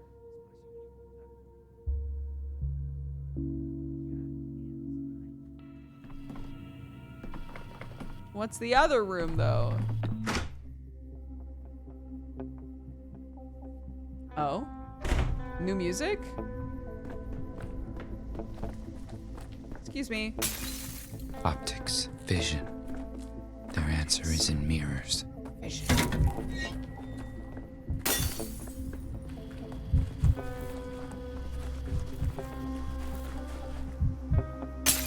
In every shard, a new me. God.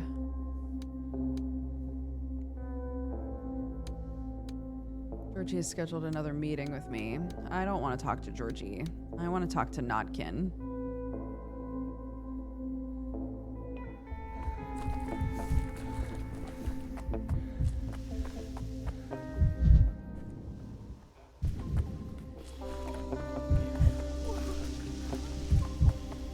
Hey, kiddos.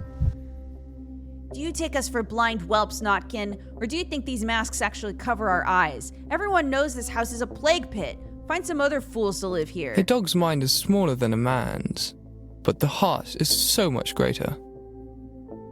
Is he represented by a cat because he believes his half a soul is a cat? I don't know if I thought about that before.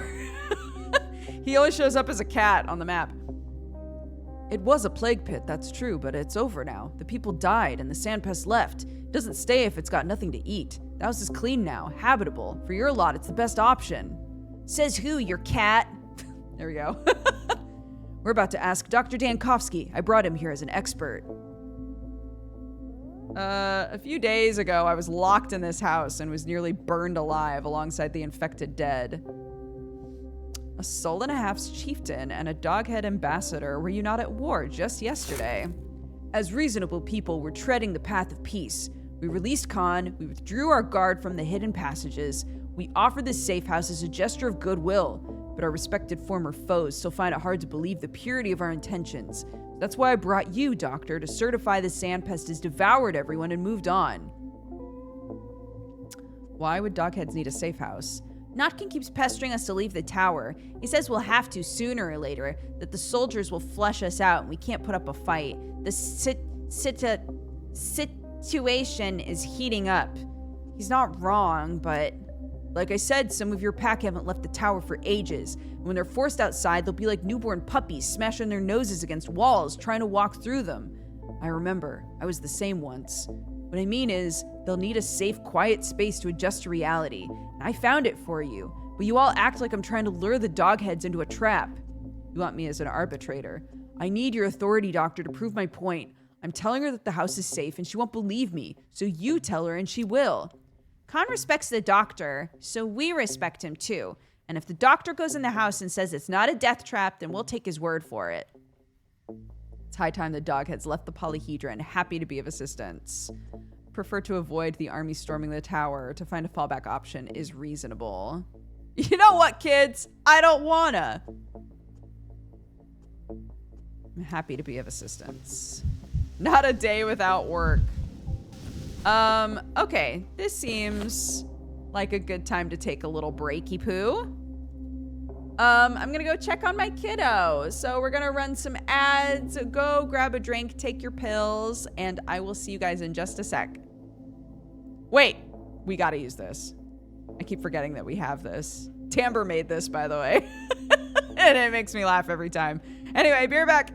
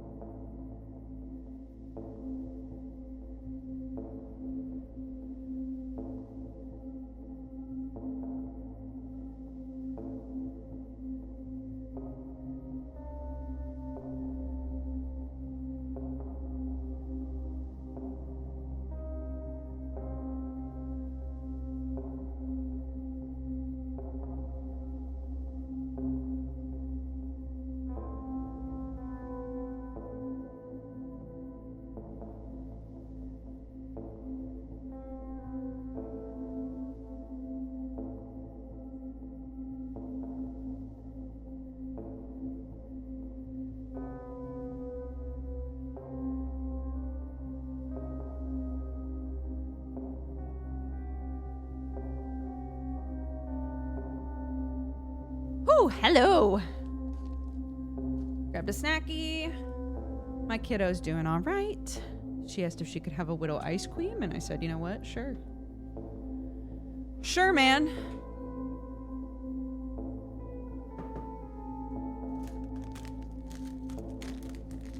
Okie doke. We're back in. We've got crisps and a cheese stick.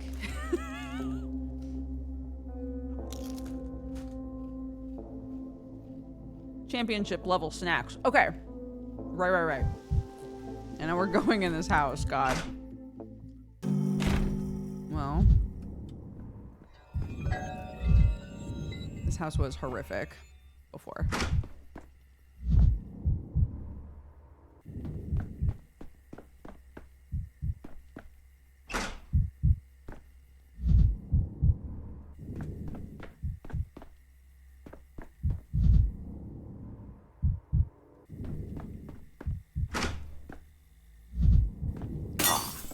It's more honest now.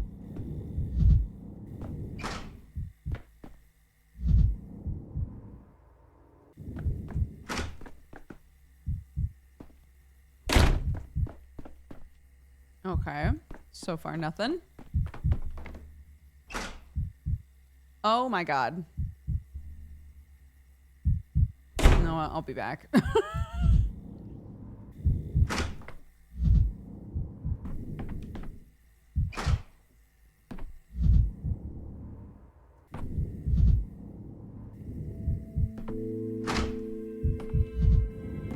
God, this whole space up here was so horrifying before.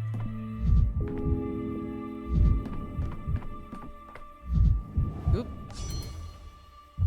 Take a sample. I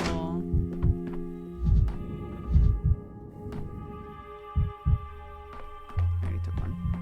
Why you keep prompting me to take another? Okay, hi guys. Say the plague follows on her heels. She got in here too! Does Clara come first to help people? Dear Dr. Dankovsky, I am glad to see you in good health in these times of trial. Too many lovely people did not live to see the morrow. Alas, they did not. Have we been introduced? My apologies, I can't remember everyone. Oh, a rootless tumbleweed like me would never have been introduced to you, Doctor, but I heard about you. I used to live at the dump. My nickname's Good Mad. One of the fellow vagrants was taken to your hospital, and I have found a warmer place to spend the night. I've been sleeping in this house for how long? Not afraid of the plague? The houses were abandoned for a reason. I've been sleeping in this house for how long? I know that this used to be an infected house, but don't worry. We vagrants learn our life lessons. We know where the Reaper lies in wait and where you can find shelter. It's my second day in this house. I'm finally warm. Good for you. I have to admit, there were black tendrils of plague in this house. They encroached on the walls, made me scream when I saw them. A girl heard me scream, a miracle worker. She came here and healed the walls, the house, the entire block, maybe even me. I don't remember when I last felt so strong and full of energy.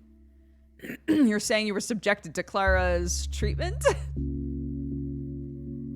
Her powers never work in my presence. How do you explain that? I only hear about them from other people. What is she saying? You do not believe in this miracle worker's powers? I can see where you're coming from. Science and faith are uneasy bedfellows.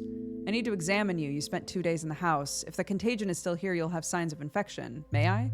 Why would I stop you? You, doctor, are deeply respected by the vagrants of this city. That's right!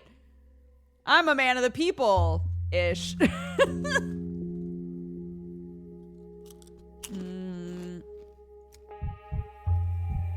Let's see. Extensive hematomas are several weeks or months old. Excessive thinness, but no wonder with his lifestyle. Normal stuff. Arms. What's this black bar here? Sorry. Goofy, goofy, goofy, goofy, goofy, goofy. Abrasions and cuts. Scarring completed weeks ago. Skin damage, mechanical, caused by wandering and poverty. No signs of sand plague, nor any other dangerous diseases, either healthy or infected recently.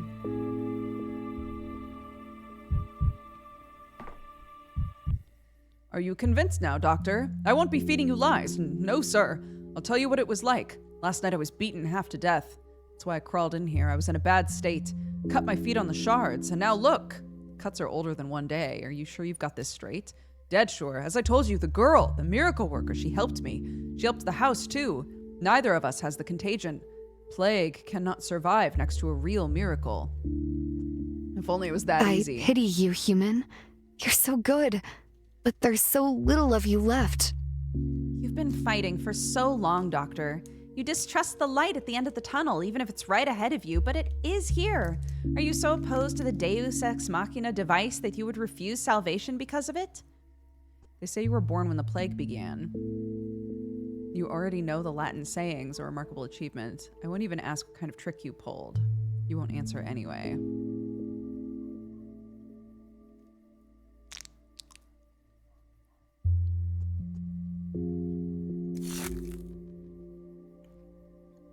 With all due respect, esteemed Dr. Dankovsky, I did not catch what your opinion was. Am I healthy as far as science goes? You are healthy, that the house you spent the night in is safe. Perhaps the symptoms just haven't manifested yet, but no, I can see they're not there. I'm glad, not just for myself, but for the science that can recognize a miracle. I'm glad the two can be reconciled. I'm not keen on big words. I'm not interested in miracles, generally not the ones that interest Clara. I really should not be probing your soul. I can only serve as living proof. Tell me something else. Did you see the kids on your way here? I'm confused. I hear them in the street. Now I don't. I'm here on behalf of the kids. They want to occupy the house. They asked me to check if it's all right. Is that so? Well, can't have too much of a good thing. I'm grateful I spent at least one night under a roof.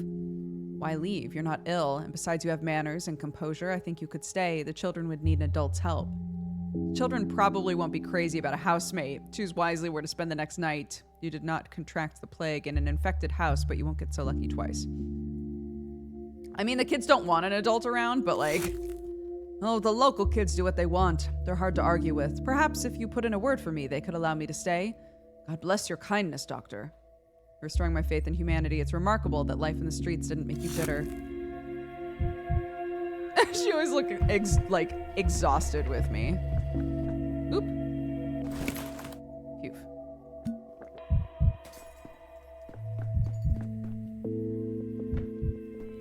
Okay. Hello? Oh. A dog's mind is smaller than a man's, but the heart is so much greater. So, Doctor, are you ready to certify before witnesses the state of the house? Is it healthy or sick? Yeah, we don't just want a yes or no, we want proof. Khan says to doubt everything. Grandfather Simon taught him that, so prove it properly like an adult. I've made a conclusion, and I can substantiate it. We're listening, and willing to act on your word, whatever it may be. If you declare the house dangerous, the discussion is closed, as I promised. I might be jumping to conclusions. I noticed mold on one of the walls, and I'd better test it first. Yeah, they want me to treat it like a grown-up. I will.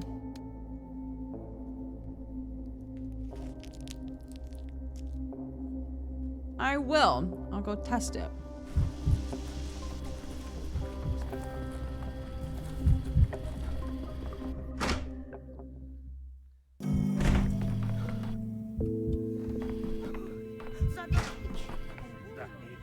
Huh? Oh.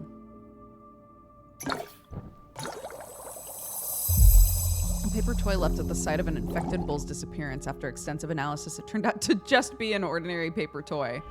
I'm shocked. This is ordinary black mold. It causes several serious respiratory diseases, but it has nothing to do with the sand plague. Well, look at that. Everything checked.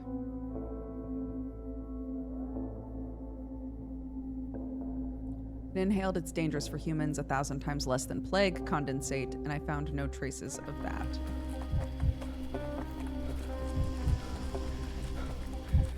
Just black mold, they're fine.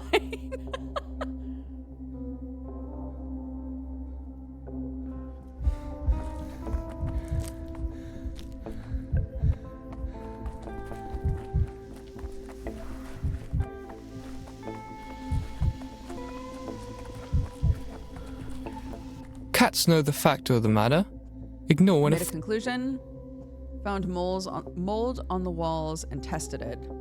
The plague mold? I knew it! No, common damp, easy to get rid of. Common damp, it's unrelated to the sand pest, but it poses a respiratory hazard in its own right. So what's your verdict then? Is the house a death trap or not?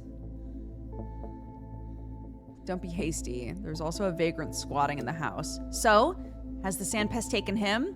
No, he's clinically clean. It suggests the house is free of infection. I'm waiting for the final verdict. Look serious, everyone. This is a historical moment. The foundation of a peace treaty between the Dogheads and the Soul and a Halves.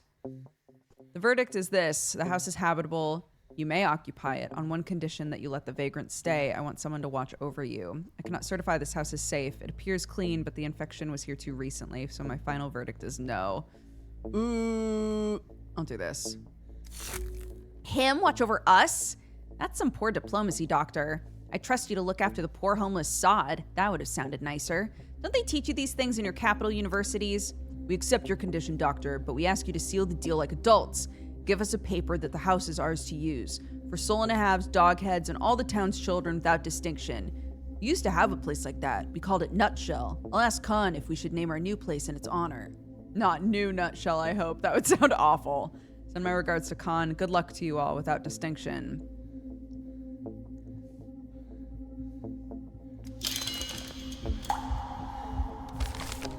Residence permit. Issued to Chieftain Notkin and all willing children of the town, granting them permission for unauthorized occupation of the house at Crude Sprawl 17. After a thorough inspection, the house was found free of the sand pest. In the house, it is permitted to play, run, jump, have fun, and keep animal halves.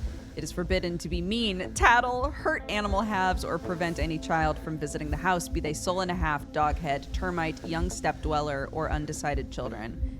Henceforth, the house is named the New Nutshell, signed by Daniel Dankovsky, Bachelor of Medicine. Cute. Pocket watch. Chain.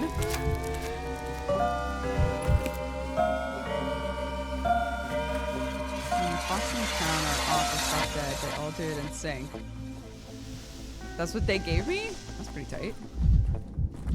Can't be mad about that.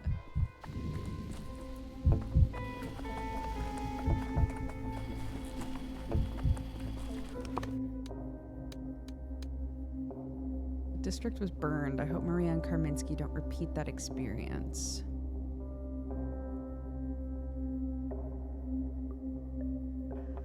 Wait, is there...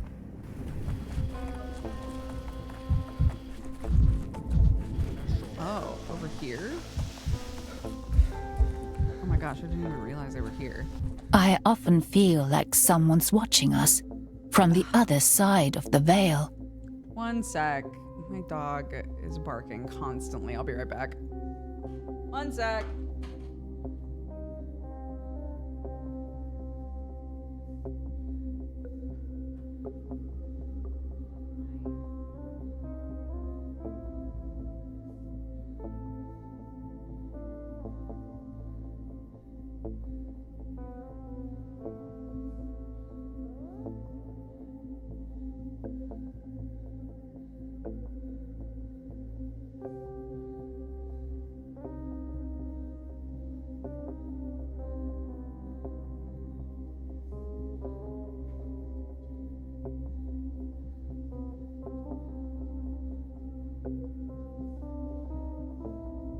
Okay.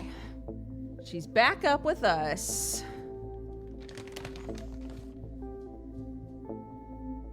There you go. Good girl. Okay. We're back. Mirrors. Look at the mirrors, but don't look at them. Optical instruments. The very concept of amalgam that creates a duplicate reality in our eye. Hold the key to capturing memory. That's what my esteemed uncle used to say. And thus, detaching himself from the profane world filled with errors and delusions from its vanity, he became the foundation for the roof of the world. Which of the two, Georgie or Simon? Georgie more often than Simon. Uncle Georgie is a theoretical necrosophist. Uncle Simon is a thinker, but he cares about reasoning less than he does about sensory experience. What did Daddy Victor say about that? I believe you were rather worried about his fate a little while ago. Cares about it in the present tense. And Daniel, what an unexpected meeting. This surprises mine, Maria, and Inquisitor Karminski. It is weird that they are at a table together when this man lobotomized your dad? Question mark? Dad? Brother? Dad? Can't remember everybody's relationship.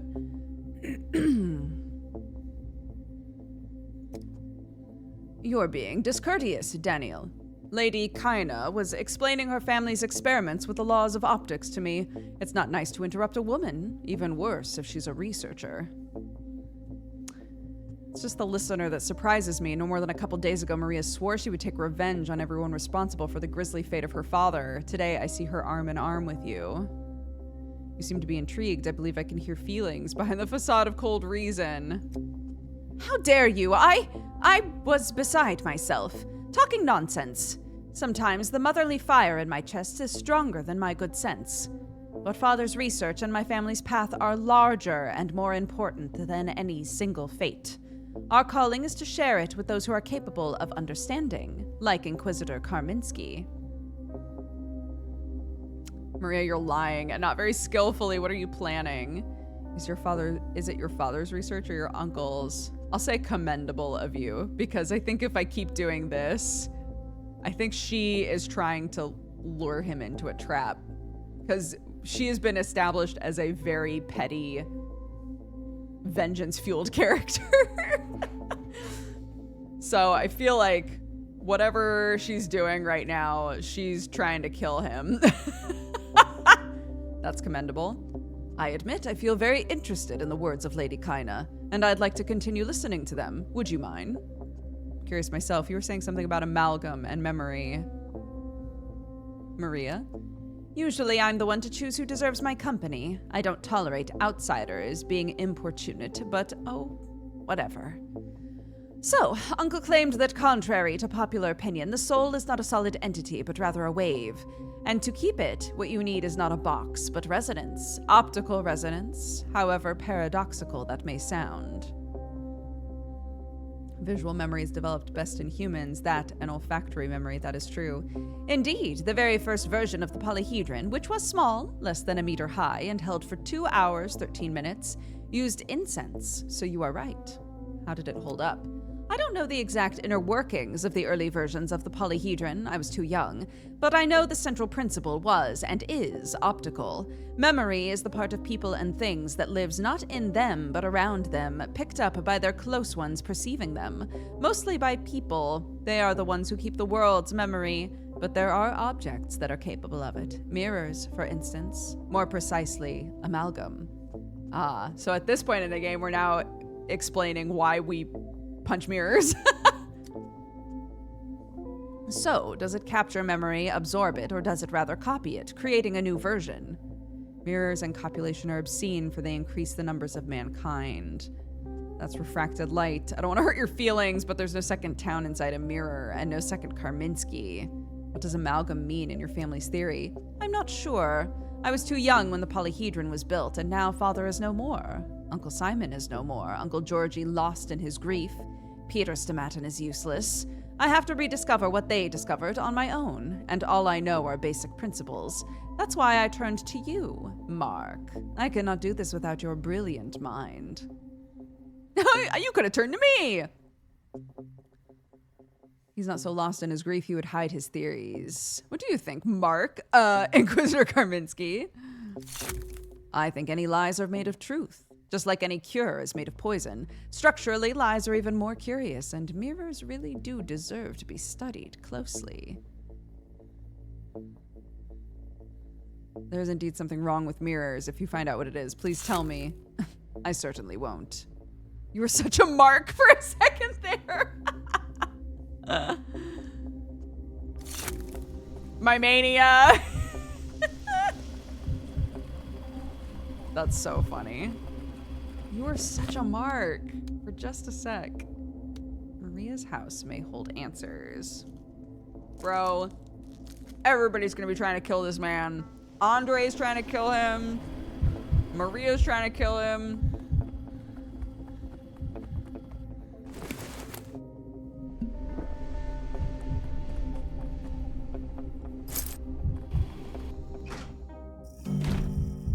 Oh. What happened here? What were they looking for? What's missing?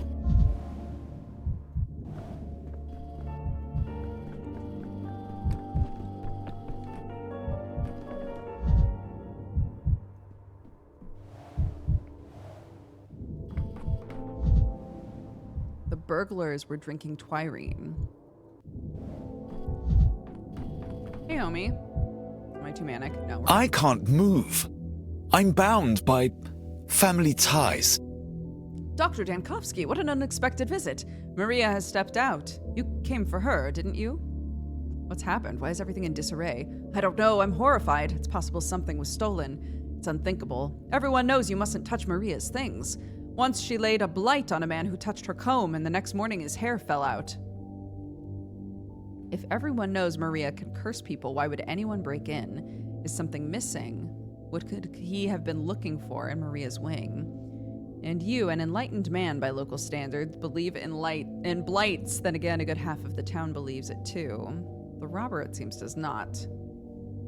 What could he have been looking for? We don't know. No one dares touch her things. No one knows what's inside her cabinets. The robber could have been an admirer, perhaps wanted to take some tiny thing to be closer to her. I can't understand it. Sometimes it's hard to resist temptation. I saw Maria with Karminski. They were strolling as if they were warm friends. That strikes me as strange.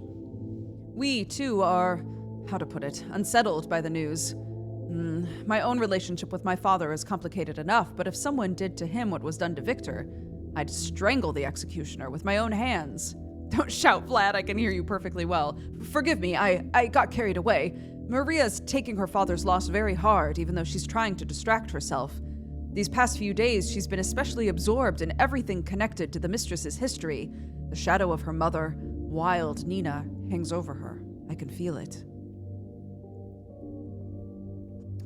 Your sister Capella is a mistress too, isn't she? She was to be a mistress, but now probably not. Father made her the main heir, handed her the Bull Enterprise. Earthly affairs are hardly compatible with the sorcerer's fate. Aren't you sorry she's effectively stepped into your place? Do you pity her? What? What? No, certainly not. I'm happy for Capella. She's earned both father's recognition and the town's. Perhaps I'm a little sorry she'll have to sacrifice another fate of hers, the fate of a mistress, but it can't be otherwise. I understand. About Maria, you said her mother's shadow hangs over her. What does that mean? I didn't know one could sacrifice the fate of a mistress. When you renounce something knowingly, it is a sacrifice. In that sense, you can sacrifice anything. Just don't see where you draw the line on earthly matters. Maria's meeting with Karminski, was that an earthly affair? Right now, grief is driving Maria to seek comfort in her own past, and in the future, too. She's looking for her mother's power within herself, at least some part of it. And now her mother's gift, even assuming it's real, connected to the Inquisitor? This morning I asked her the very same, and oh, the look she gave me. There is grief in her eyes, so much grief. It hurts I can't help her at all. I can't ease her pain. I'll take a look around. I'll search for signs of the thief. Glad the younger looks well, compared to being torn apart by the kin. Word. Okay, right. Irene lovers broke into the dressers. Maybe. Oh, concentrate. Someone broke into Maria's place. She was interested in the mistresses. She had been worried about Clara. Could this be connected to the dead mistresses somehow? Could the Sabarovs be involved? Could this be connected to the dead mistresses somehow? It won't hurt to pay them a courtesy visit. They're dead. Unlikely. My path leads to the cape. Oh, okay.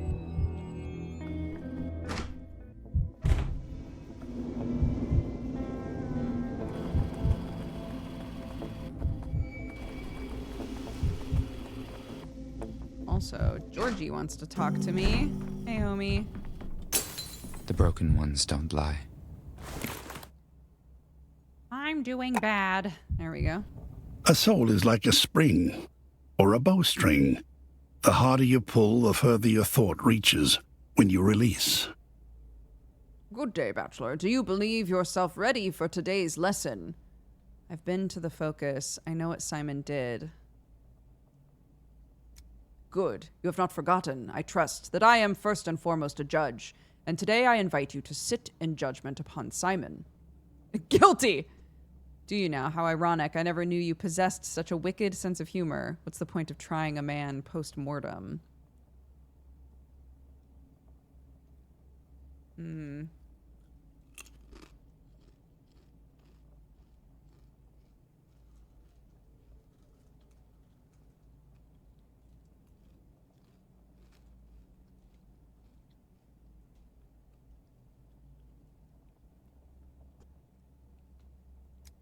Consider it my attempt to amuse my brother. It would have pleased him. I'm not sure I feel like playing Simon's fool at the moment. I would ask you to observe proper order of trial. Are you prepared to bring charges against Simon, and in what precise form? Simon Kane, in collusion with Isidore Barak, deliberately infected this town with plague.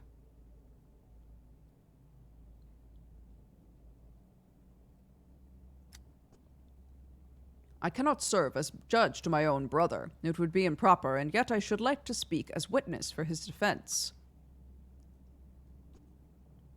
I'm listening. I shall not enumerate all that my brother has done for this town. I shall not even insist upon the point that, de facto, he is its creator. I propose, rather, that we regard his actions from a different height. Simon was an answer for everyone, and at all times, and thus, by a certain inevitability, he became the question. You're saying one man who can resolve everyone's troubles is a bad thing. Explain. Simon never sought dominion. He wished to inspire and to teach. Yet he was, by any measure, extraordinarily strong. All felt that strength. Some wished to make use of it, others bent before it, though he asked no one to bend, and in time the town nearly forgot how to stand on its own. It could not so much as take a step without leaning on Simon. Then he understood his design had failed.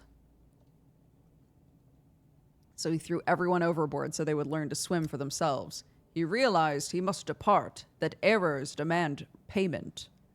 Others are paying for his errors. Do you suppose it could have been otherwise? Very well, let there have been no epidemic. Do you believe nothing else would have risen in its place? That Karminski has surely presented to you his favorite theory, that reality strives to rid itself of impossible objects. Our town is impossible by design. Simon was the one who made it possible. Without Simon, the world presses us out. I read Simon's letter to Isidore. He says differently that he deliberately prepared a trial for the town, for the strong to survive and the weak good riddance. Imagine this. You're entirely certain misfortune will befall your own creation once you're gone. What would you choose, an unknown calamity you cannot even name, or the one whose shape you understand? I wouldn't choose at all. What I would do is simply not abandon my creation. I like that in the Dankovsky storyline, there's so many parallels of like everyone talking about this town as Simon's baby that he like built to be perfect, right? A impossible thing. And it's very rarely said explicitly, but like we as the player are very aware that we are playing someone who also has a baby, right? A thing that he's created that is also probably impossible, that he feels very attached to. So answers like this feel very loaded, right? What I would do is simply not abandon my creation. But then he could easily be like, but you did. You came here and now your creation is being torn apart while you're stuck in this town, you know? To choose one's disaster is cynicism on an inhuman scale. If I decided to let the town go, I would actually let it go and not torment myself with what came after. We have a baby. We have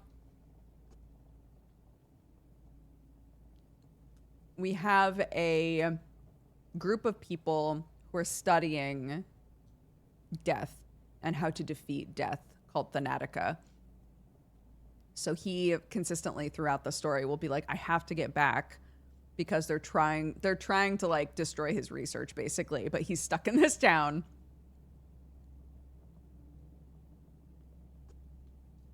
If I decide to let the town go, I'm going to do this one. To choose one's disaster is cynicism on an inhuman scale. Consider, the town beheld the sand plague 5 years ago. The Odongs in the steppe know how to boil their dead gruel, the first step toward a vaccine. Isidore writes 2 letters, one to you, one to his son, physicians of differing schools. That girl Clara, they say, did not wake in the cemetery without purpose. Stage managing it doesn't make it less monstrous. From the very beginning, I felt this was a trap.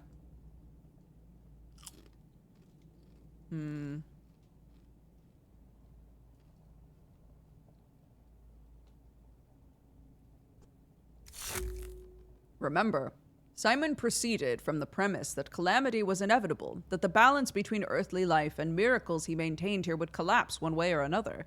Yes, he did choose the manner of its collapse, and in that choice he discerned a chance for growth, a chance for miracles to reign at last. Miracles that will finally become dependable, because people will have earned them for themselves and will be able to hold them. Georgie, be honest. Do you simply wish to make your brother look presentable, if only a little? He left me a message. Only after his death. Before that, I knew nothing. You cannot imagine how enraged I was, how I hated him myself. It was a cruel message of ordeal, of the necessity of outgrowing oneself.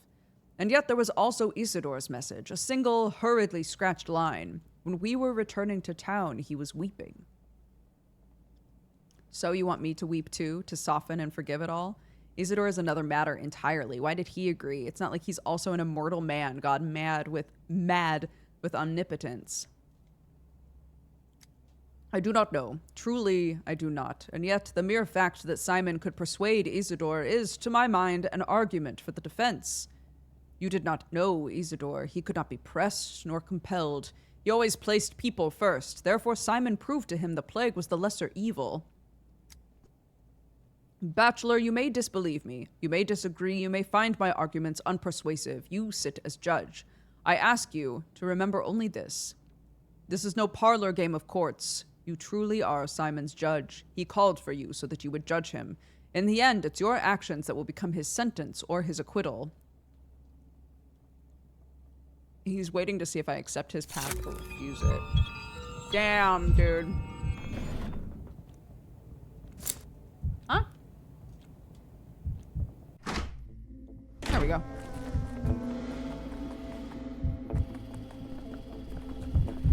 Man. These boys are exhausting. All threads lead to the Cape. I hate this, like, crying Danny. They use it on a few different days. I no longer know what to believe or do. Simon deliberately abandoned the town to teach it to do without him, or so it would die. Georgie is alive. Right, okay. I allowed the children to occupy the abandoned house. It's no more dangerous here than the entire town. The fact they didn't seize the house without me should be encouraged. Okay, so we're going. What's happening here? Nothing? Okay. It seems fine, I guess.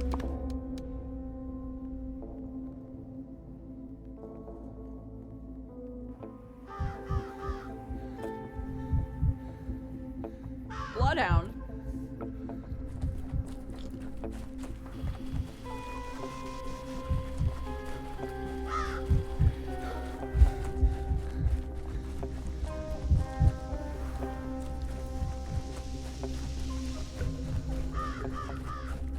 You're laughing. Daniel Dankovsky is crying and you're laughing.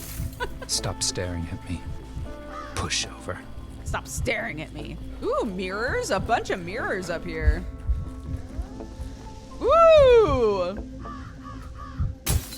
Why so jittery, Dankovsky?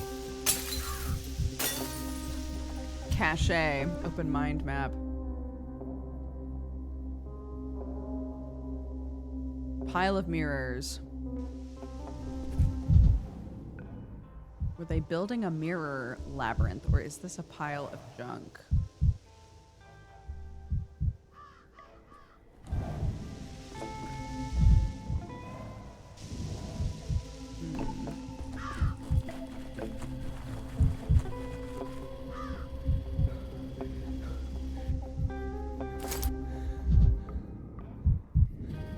Okay.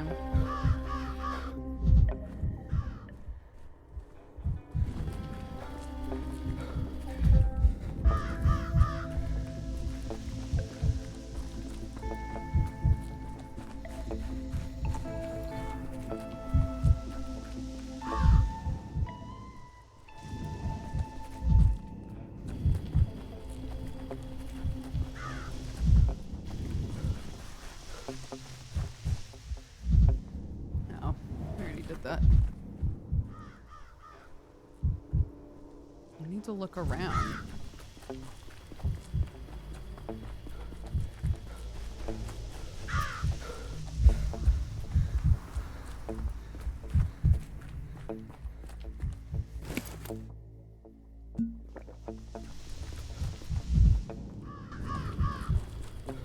I have to break them all. That would be fucked up. I don't want to.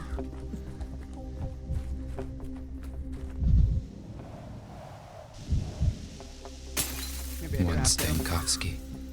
Now 1,000 fragments of Dankovsky. Oh, take.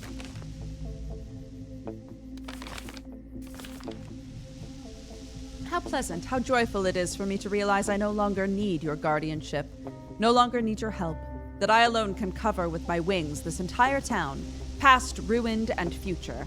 I see so clearly what lies ahead of us that no maternal care or instruction is required of me anymore. This path, a path impassable without a wise mentor. I've walked alone and succeeded where another would stumble and fall. I no longer need you, Mother. I have forgotten, like a terrible dream, all the pain you caused me with your untimely, treacherous death. But my true dreams I do not forget. and they illuminate for me not a footpath, but a wide highway through the darkness of the future. All signs are clear and comprehensible, as if I had read them in a book with 3 volumes of commentary. This includes the danger that mirrors can cause to those who carelessly peer into their depths, the crudeness of the visiting Inquisitor's knowledge, the impossibility for him to defend himself against a properly constructed optical system. See how correctly I understand every grain of knowledge that has come to me, and why you yourself did not protect the husband who loved you so ardently and my father, whose brow was clouded by the cruelest fate. That does not interest me at all. I myself am the true reborn Scarlet Mistress, and no.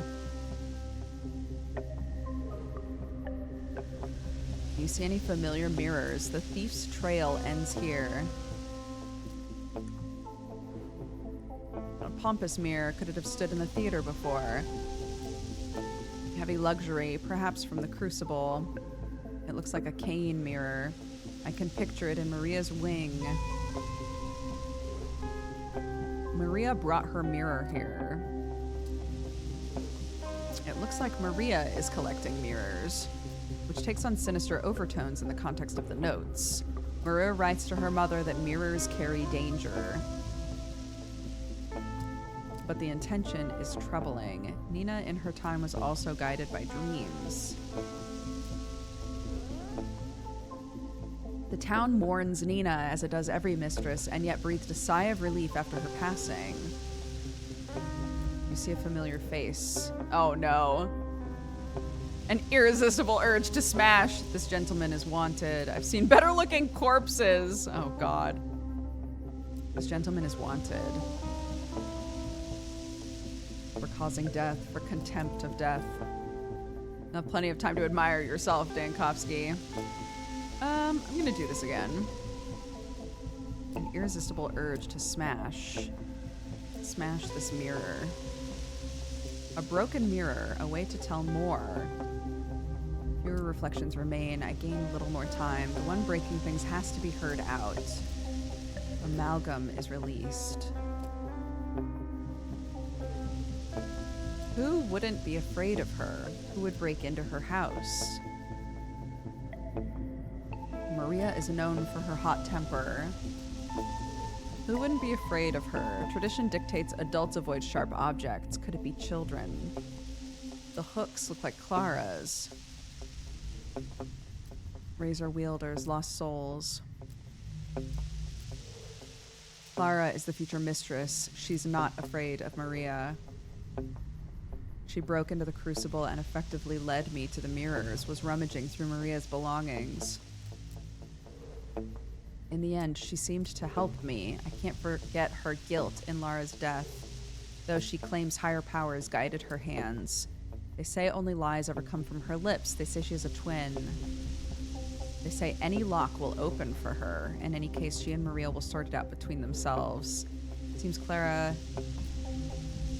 Let me sum up. Maria is collecting mirrors. Maria thirsts for revenge against the Inquisitor. The Inquisitor is curious what happens next. Maria's plotting something wicked, and it's none of my business. Maria's plotting something wicked, and she must be stopped. And she's right. Look, I wasn't gonna stop Andre. I don't plan on stopping Maria either. If somebody wants to kill Karminski, they can go for it. Clara wants to have dirt on Maria. Is Clara helping her? Clara wanted me to know Maria's plans. Clara was investigating Maria's deeds for an unknown purpose. Clara wanted me to know. I can't know for certain. Clara's soul is a mystery. I thought this was going to be one of those situations where I turned around and there was just a person. Maria believes... God, why do I keep saying Mariah? Maria believes the mirrors are harmful to Karminski and collects them.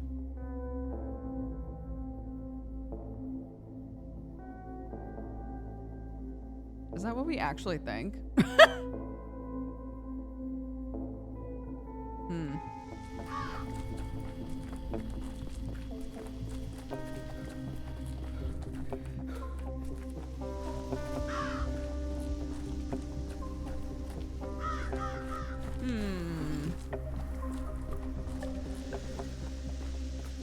steering with one hand.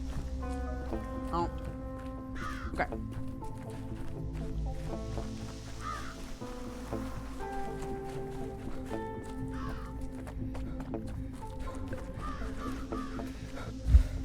Yeah, look. If a bunch of people are planning to kill him, then it's like, well, oopsies, you know? Looks like he died.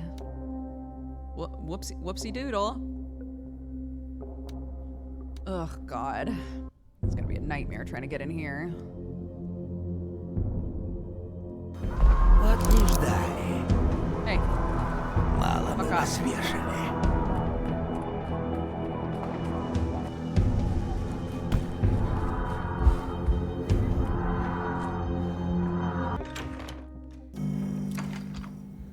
What the hell is going on in here, gang?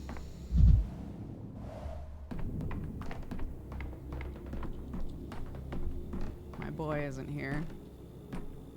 No one's here. Uh-oh. Oh, Yakov. I used to play the piano when I was a kid, but the skill got erased No! over time. His eyes are red. I'm scared for him. Oh no. Oh no, Yakov! No, Yakov! I'm scared! Are you sick? I'm scared! Hello, Doctor. Today we have, well, what's the opposite of a full house in theater? This is what we have, the opposite. We have no patients, at least not the ones that would have the plague that didn't immediately kill them. How do we make today's vaccine? There are some patients, at least.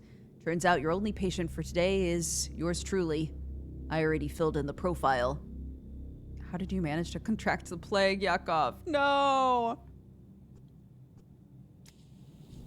Oh, baby. Signs follow Maria like iron follows a magnet. It's uncanny. You're back. We can still do it. I think we can, because I've found a second patient. We have the necessary minimum for a vaccine. Burning the candle on both ends. I see that you're working again when I explicitly recommended rest. I can't rest when we finally have a chance. The patient is Kira, a woman of learning. She arrived on her own accord, not as a patient, as a petitioner. Said she had some business with you. I noticed she had a fever and took a blood sample on the off chance, and yes, she has the plague. You're glad a patient has the plague. Take a break for your own sake. I'll take it from here.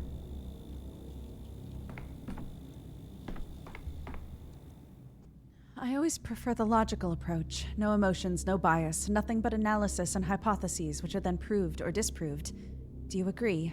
I agree completely. It's the whole reason I became a scientist. What troubles you? It's not every day I meet a patient who sees eye to eye with me. I have to admit, I didn't expect to become a patient. I've just been diagnosed with the sand pest thanks to your assistant. It's all so sudden. I had a somewhat different issue in mind when I walked into your hospital. As a rational person, you must realize this could happen to anyone.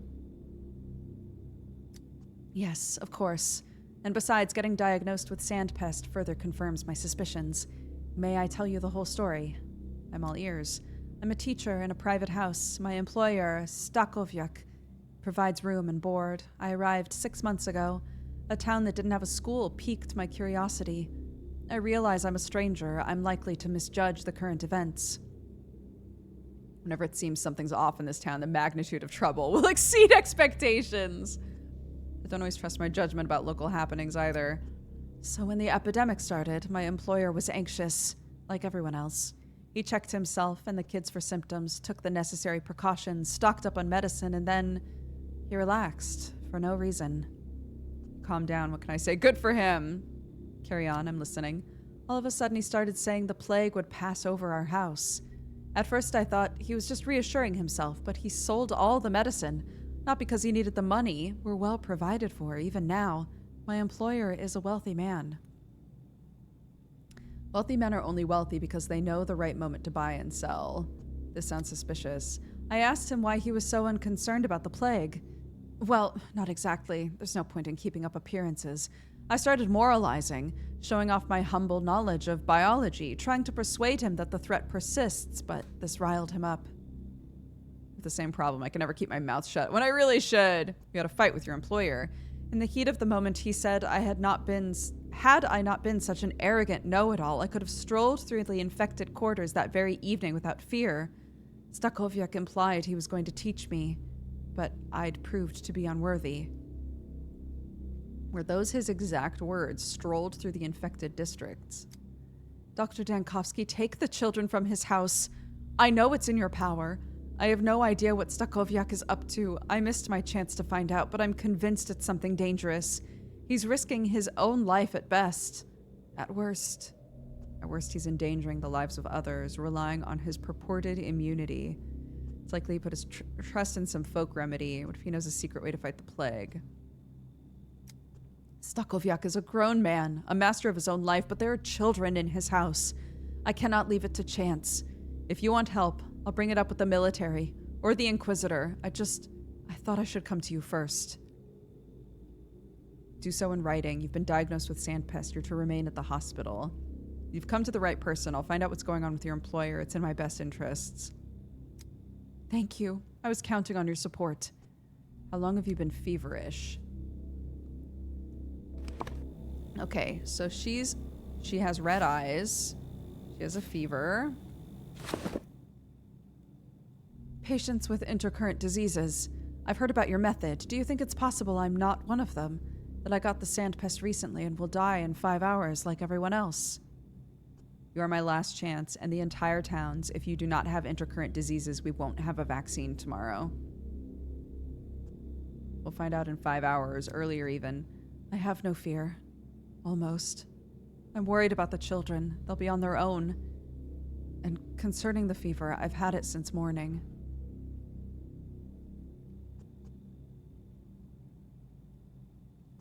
Let me take samples. Mouth. That's what I thought. Let me take samples. Mouth. Thank you. Oops, nope.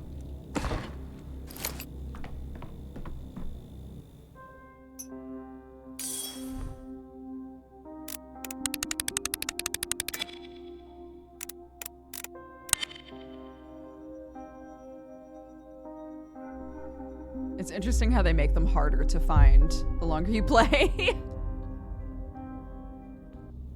Pathogen has been found.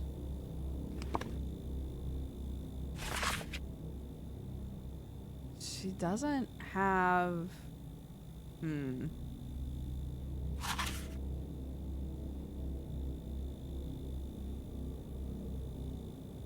Skin redness, though. She does have severe pallor. Well, might as well lock it in. Okay. I'll sleep when I'm dead. Sorry, Doctor. So much work to do and I slipped. I feel terrible letting you down like this. Don't reproach yourself, Yakov. You've done so much for the hospital these days. For people and for me, you have more than earned a respite. We both know, Doctor, that is a respite no one comes back from. I'm not resting, not just yet. As long as my legs hold me up, I'm working. Look at what you're doing to yourself. This is why you fell ill. You never allow yourself a minute of rest. The pot kettle. What else could I do? I have no degree. I never went to university. Hard work is the only way I can make up for my ignorance. What use am I otherwise? It doesn't matter now anyway. Are you certain it's the plague? Did the test confirm it? Of course. I test our orderlies daily. They walk the infected districts all the time. Even with masks, there's no guarantee.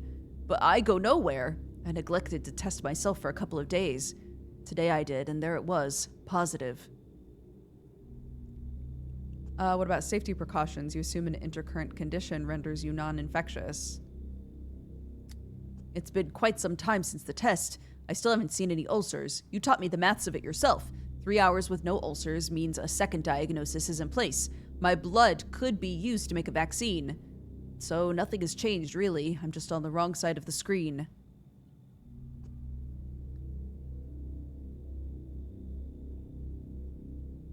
For once in your life, Yakov, I'm asking you to complain. It's for a good cause. Slight shortness of breath. I noted it in my chart. just in case. But it might be my imagination. I might have been exposed to some chemicals or developed an allergy. I'm here around the clock. I sleep here. It's no use going all the way home for 2 hours of sleep. Shortness of breath. Okay. Difficulty breathing. Let's do a proper examination on our boy. Was he always this thin? Rapid weight loss is alarming.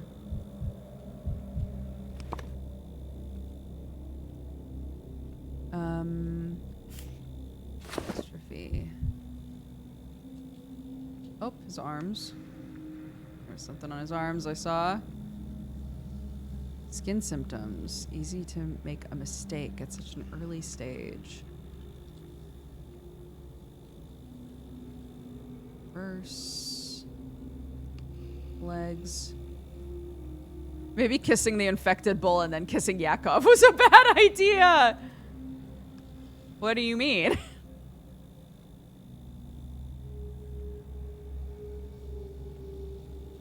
Okay. He has some kind of skin condition. I'll put rash. I wish I could sit by the fire after death. Or by a river. I've come to realize being a patient is a job in itself. The labor of idleness. I never expected doing nothing to be such exhausting work. Let us take a break from it and do something useful. We'll discuss your symptoms. I had a dream, doctor, just the other day. I was answering your questions. It was an exam. One that would allow me to become a real doctor, not the amateur that I am. They say dreams hold truth, and here I am answering your questions. Yet this is a different sort of test, isn't it? Don't succumb to sentimentality. Now is not the time. You are a real Dr. Yakov. You don't need to sit an exam. I'll sleep when I'm dead. You've noticeably lost weight. Have I?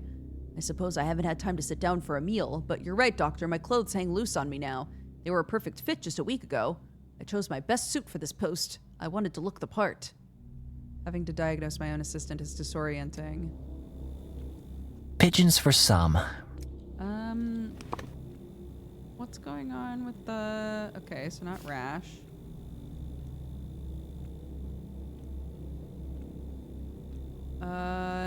Ichthyosis? Could be this. Could be Skin that. lesions. Are they chronic Could be or some. new? Or other. Definitely not chronic. I've never suffered any skin condition. I noticed these patches while searching for the plague ulcers. I've seen enough of those to know they're different. I'm not sure what they are. I'm waiting for your verdict. Okay. Mouth and eyes. Mouth and eyes. I used to play the piano when I was a kid, but the skill got erased over time. I have to examine the tissue. Would you like to look through the lens yourself? My students find this part entertaining. Mouth, I believe. Yeah.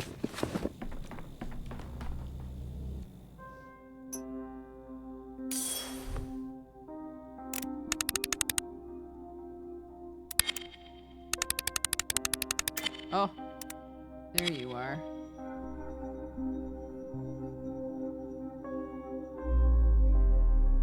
Pathogen has been found, which means serpent syndrome.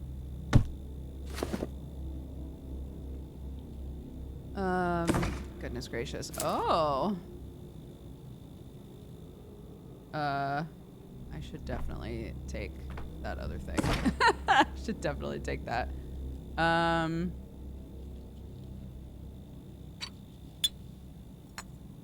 Great. Oh my god, I thought that was a dude. This is it. This game loves to just put people around. Well, I guess we'll see, won't we?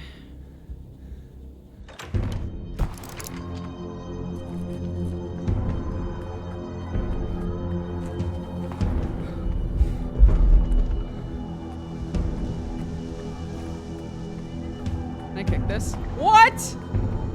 They won't let me kick it? Boo. What? Yakov, please. I didn't pass any exams, and here I am, curing cabbages and kissing cows. The life. The life for me. Excuse me, gentlemen. Ah!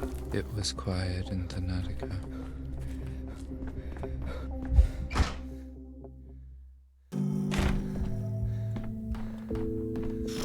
Let's see. I don't think they're right.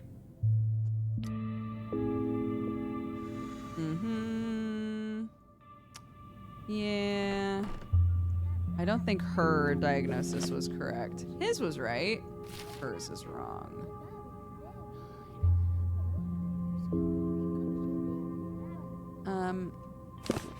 Okay. Meow, meow, meow, meow, meow, meow, meow, meow.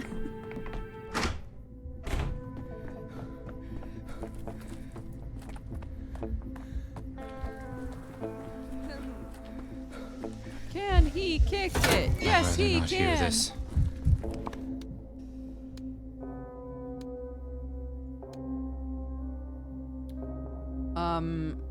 Where is this house? Where was the house that she was trying to tell me to go to? I don't even know. It's okay. We have to redo her tomorrow anyway. Oh, hello.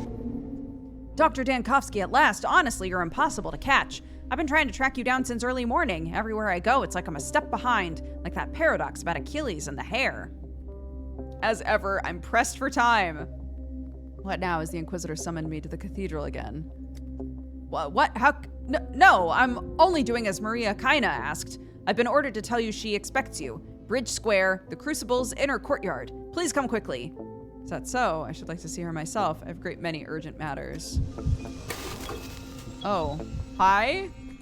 Good day, Doctor. I have orders to escort you to the cathedral. I take it the word escort means I don't have a choice. Oh, I could have ignored that guy. Whoa, mirrors everywhere, dude. What a blessed day. What brings you here, Doctor? Trouble with the decrees? Once in my life, a bull ate the paperwork, and now you're holding it over my head forever. Come to see your new superior. Will you register me for an appointment? No problem. Tell me, Heron, why are there so many mirrors here? As you are well aware, Karminski devotes much of his time to the study of impossible objects. One of these, the so-called polyhedron, incorporates mirrors into its structure. Consequently, the properties of mirrors are of interest to the Inquisition. We are not in the polyhedron, we're in the cathedral. Indeed, the Inquisitor is assisted in his research by Maria Kaina. Today, she said that the mirrors installed in the cathedral can only be broken by the one for whom they were placed. The cathedral itself decides who may shatter them and who may not. A curious phenomenon. Karminski immediately ordered the mirrors to be installed, and yet he himself cannot break them, although their presence here is entirely the result of his own will. I know Maria met with Karminski today, so she's helping him now. How strange. On a human level, Maria Kaina certainly has reasons to resent the Inquisition. Her father suffered grievously, but experience shows she has risen above this. Reasonable people are guided not by feelings, but by the prospect that opens before them. Polish the mirrors to your heart's content, Heron. I hope you find your new duties to your liking. Is he gonna get pissed if I start breaking all these mirrors? I tried. What does that mean? Trader Heron believes the mirrors pose no harm. It's hard to be Cassandra.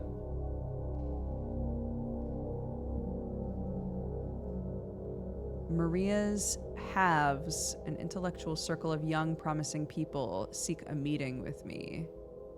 Inquisitor wants to see me. Right.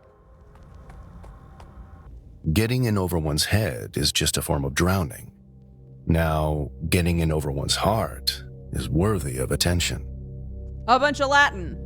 I've grown accustomed to our conversations, Dankovsky. You may be the most reasonable man in this town. I would like to trust you. You're being suspiciously pleasant. I don't like it. I come to your cathedral so often, people might start thinking I'm on your payroll. You'd like to trust me, but there's always a but. There is. Tell me, who do you work for? The good of mankind, for science and progress. The ruling families of this town invested authority in me, but much has changed since then. My so-called employers have lost their own influence, so it seems I no longer work for anyone. 3 days ago, you told my men you served Inquisitor Aglaya Lilich. I took it for a theatrical bluff, and I'm no longer certain. I don't serve anyone, I'm a free man. Why are you only asking now? Let's say the situation has evolved. I've learned that Inquisitor Lilich is in town. That's one. That she has long taken an interest in Thanatica, and has even visited your laboratory. That's true. That's two. What did I say? That Aglaya Lilich was going to be the woman that's been dogging me this whole time. She's here. That's the mysterious woman I keep hearing about. Where are you going with this? Yes, I know Aglaya Lilich in passing. She lectured at the Institute first and foremost. She did stop by Thanatica and a few other laboratories too. She's here, so that's the mysterious woman I keep hearing about. Tell me what you discussed the last time you met. I don't want to remember. Nothing. When you entered the laboratory, your assistant Platon was showing Aglaya Lilich your morpho butterflies. How do you know that? Oh, God.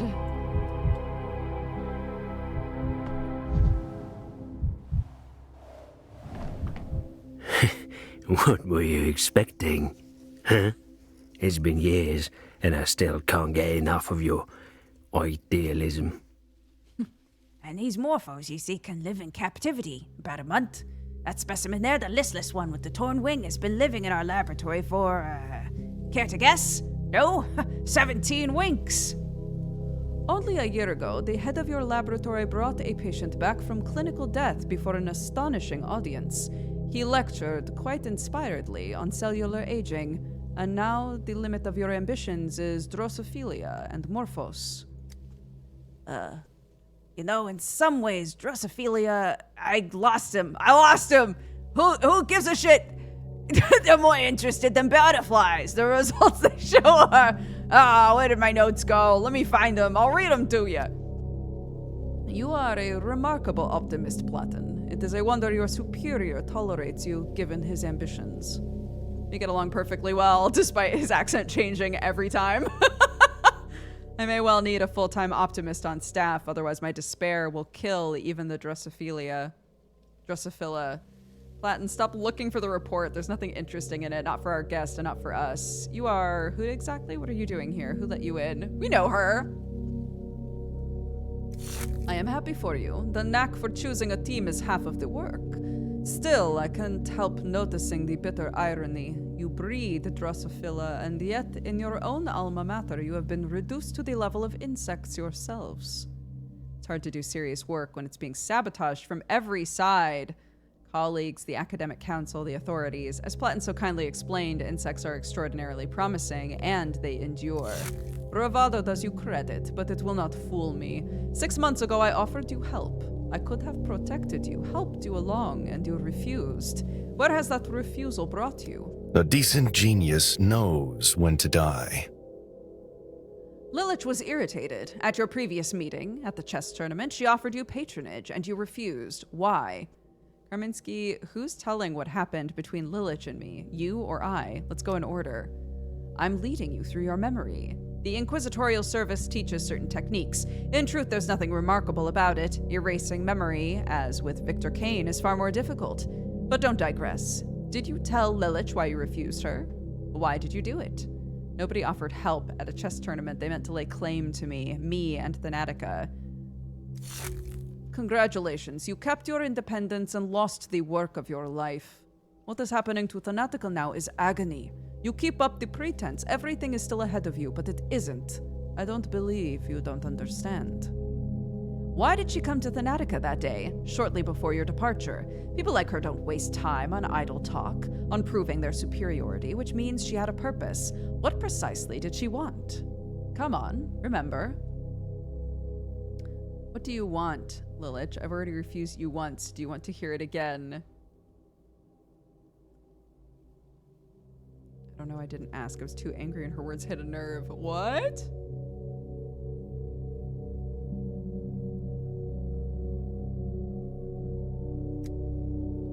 He misjudged you. A pity. Who? He? Who is she talking about? I don't know. You're lying. The only question is, to me or to yourself? Who are you talking about, Aglaya? Let's assume on that day you didn't know whom Inquisitor Lilich meant. It doesn't mean you can't guess now. Another door has opened in your memory. Step through it. Where does it lead? Do you see a silhouette in the doorway? No. Name him. Simon Kane. Oh good, I'm manic. Oh good, I love being manic. I love it! I love it!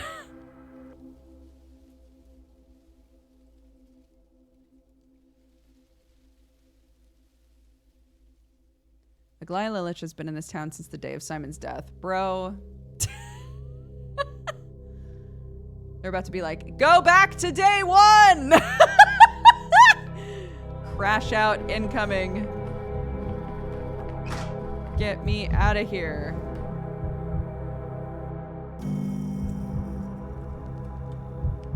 Ah! Brother!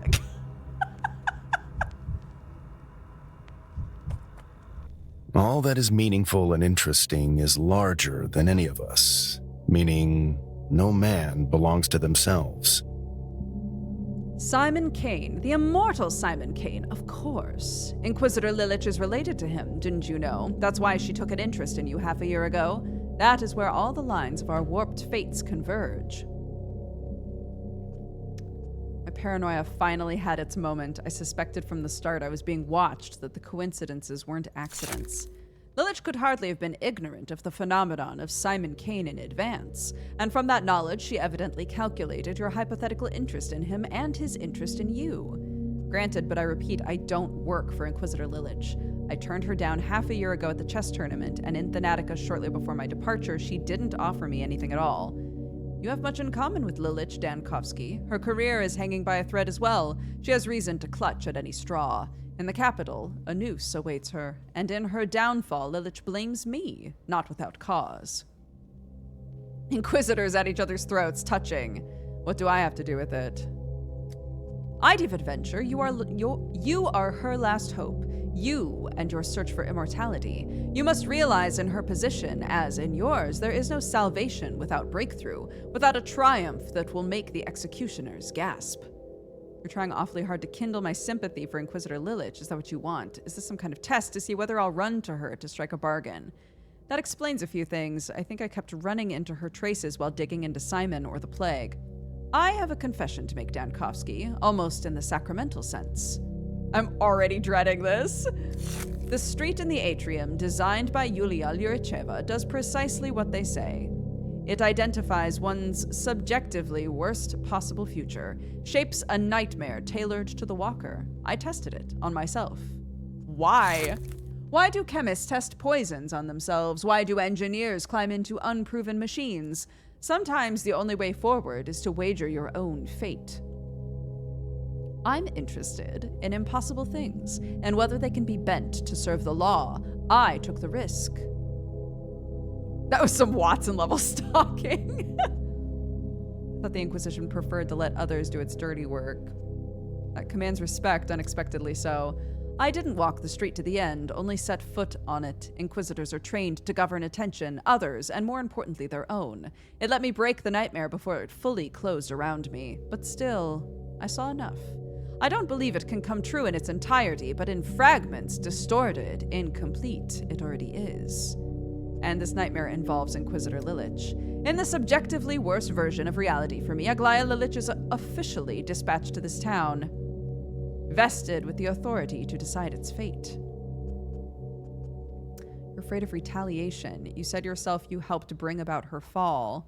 I see it differently. If she's clinging to any hope at all, your appointment here is her nightmare.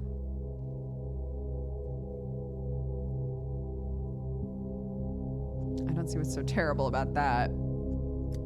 Everything I told you earlier about Aglaya Lilich, her career hanging by a thread, the prospect of the noose is true. Every inference you drew from that truth was false. I haven't drawn any yet.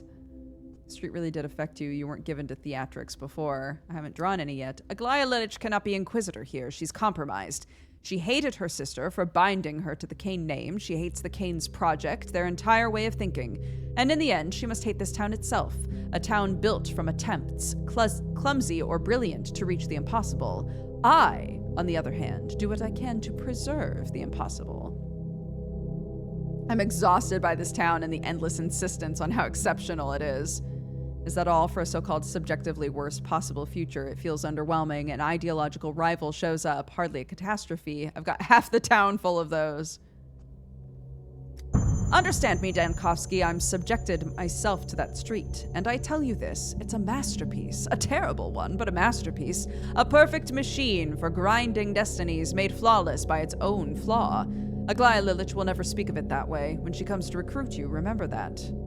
I'll keep it in mind. After the experiment, I made inquiries. A woman matching Lilich's description arrived on the same train as you. And looking back, I can trace her presence throughout the town. 2 days ago, she gained access to the archives of the first outbreak. She's preparing something, slowly, methodically, and that is my fault. Because you walked the street, I didn't walk it to the end. My possible future began to narrow, but they never collapsed into a single catastrophe, and if they had, matters would be far worse. Still, I'm certain of this. I'm the one who drew here a person destined to hate every stone in this town. I'm not asking you to help me undo it. I'm asking you not to yield to the worst version of reality.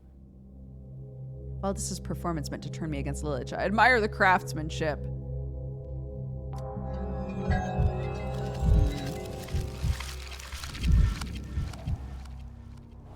How much more can I endure?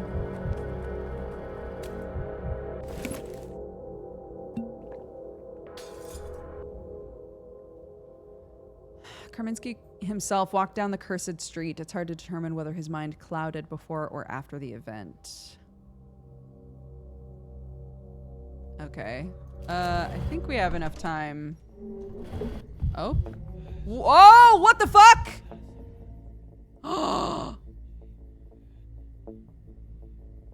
I thought that was Ava. Is that not Ava? They say that in the second of falling, the roof jumpers always regret that they jumped. This way is for those who have no life left in them at all, or for superhumans. Poor girl, how did this happen? It was Ava! No! What the fuck?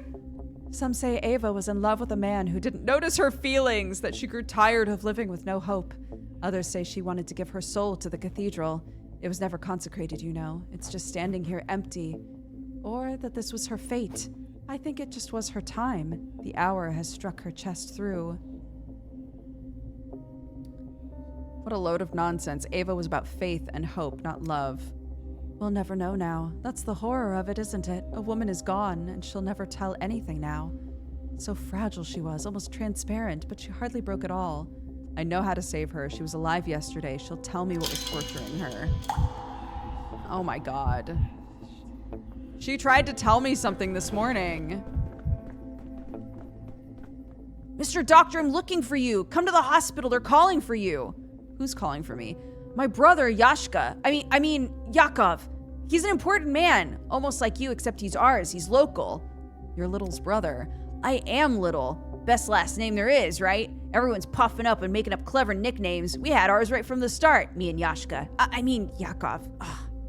It's a wonderful last name. I envy you and your brother. He is the proper sort. So you saw Yakov today. Go see him again right at the hospital. I allow it. Today there isn't much work. There's time to just talk. Who knows when we'll get it again? What does he want me for? Don't tell me they found another patient. No, not a patient. There's something there. Something scientific? Can something scientific be urgent?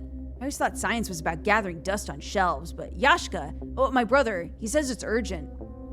Science did nothing but sit on shelves and collect dust. This town wouldn't have held on for so long. Thank you to you and your brother.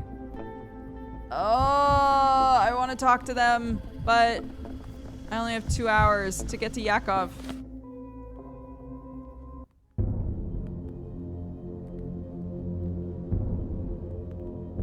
I did. I touched her. Back off, idiot.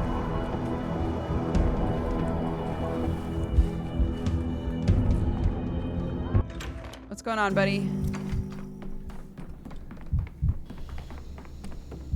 I'm a little manic, but it's okay. Could I please skim through your notes, Doctor? Determine the medical nature of the sand plague achievement. Doctor, this is probably bold of me, but I think I understand everything now about the plague. You made another discovery. How? When? It's all thanks to your work, Doctor. I put 2 and 2 together once enough data piled up. Don't be modest. We struggled and struggled. Why is the plague so unbeatable? What's the trick? Why does it change so quickly? Why does yesterday's vaccine stop working by today? It warns itself. It talks to itself. What? Say we've got 2 patients with the plague. We tried to treat one, we didn't treat the other. Then they meet, here in the hospital, for instance. They breathe on each other.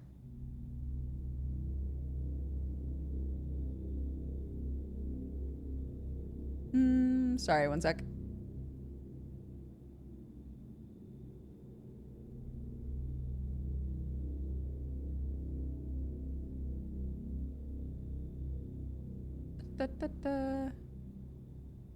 What do you mean?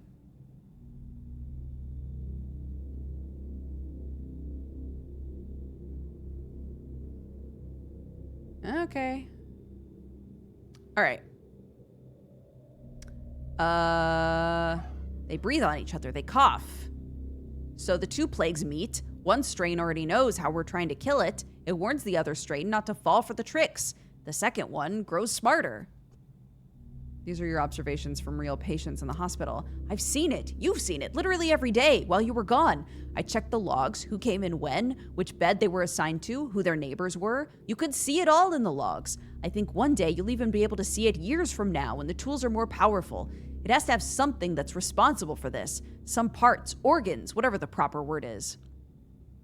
It has to have something. We still understand far from everything about the structure of bacteria. If the plague is truly able to trade information, to learn, that explains a great deal, and that is terrifying. You'll brush me off, I know, but some patients swear they hear it speaking. Not a single voice, but many, like a choir. I thought it feverish delirium myself, but that delirium is what made me check the journals, how the plague shifts from patient to patient, whether there's a pattern.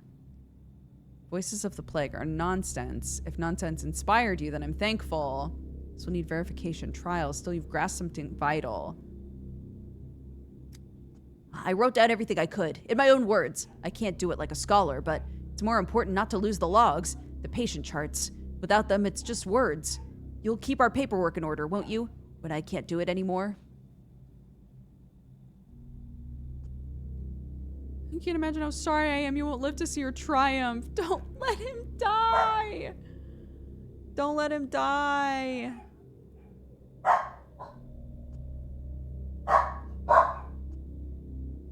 I'll see to it. Maybe you should leave. What?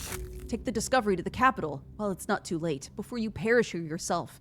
We both understand that the town's on the brink and it can't be saved now. Individual people, maybe. All of them together. Hardly. The capital, where you can ensure what happened to us won't repeat elsewhere. I'm not leaving. Not now. Thank you, Jakob, for all you've done for me. I wish I could cut this agony short with a scalpel. You're all dead. Even I'm a dead man. Revel, spin the death in a mad dance, and laugh. Why do you moan, fools? You've lost it, Bachelor. Your hands are trembling. Don't you dare approach patients in this state. You're a doctor, remember. Primum non nocere. Maybe. Take a deep breath. Calm down before you kill someone.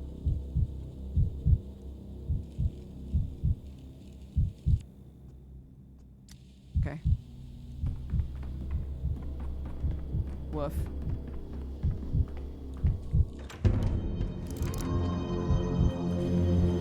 I don't know if that was because of the mania.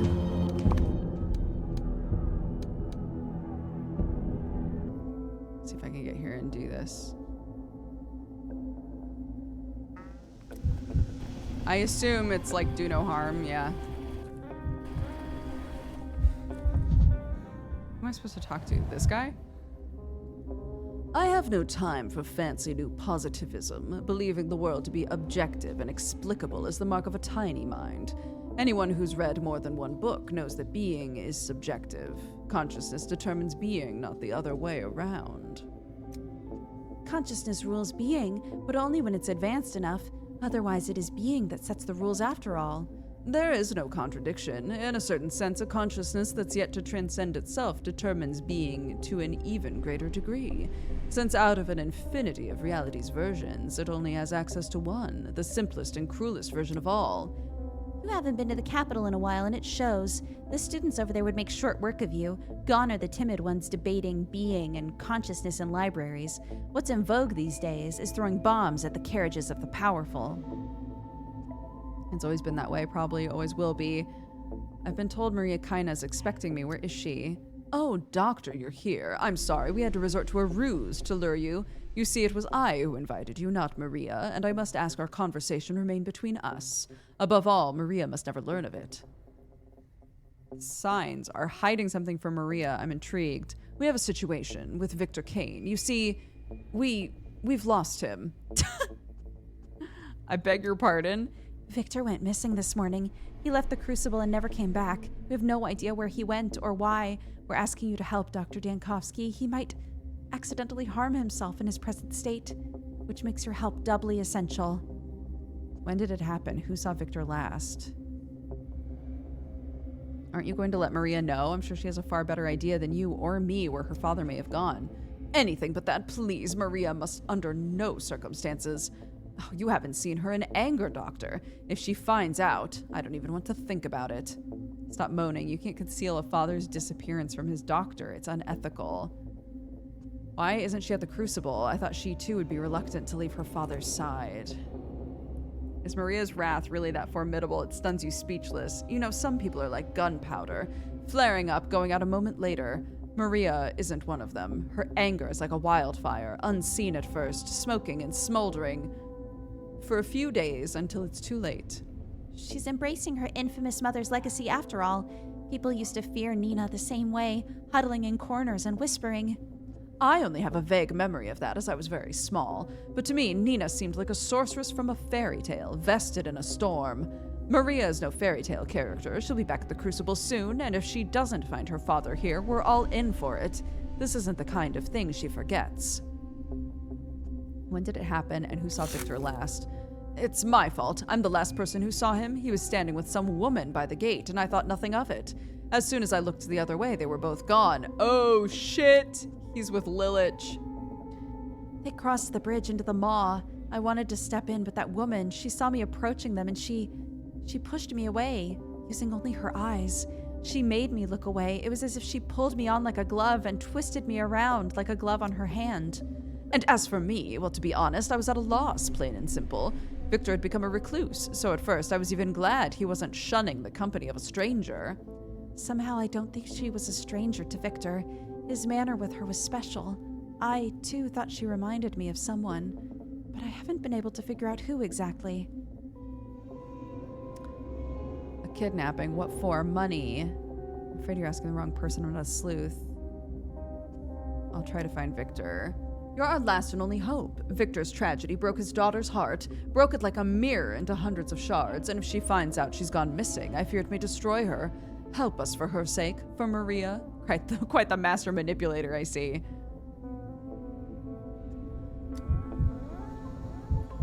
Seven nannies. That's really funny.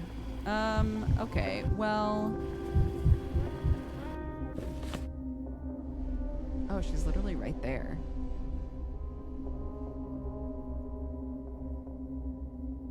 Oof.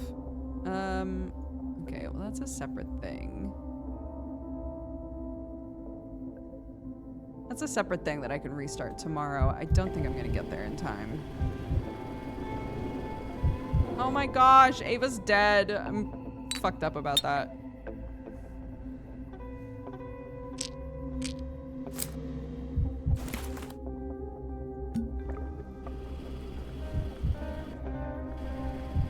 Why can't I move her body? It's... You could be like, ah, this is really showing how the effects of death on him are, it's losing its importance because he just knows he can undo it. Sort of something, something, something.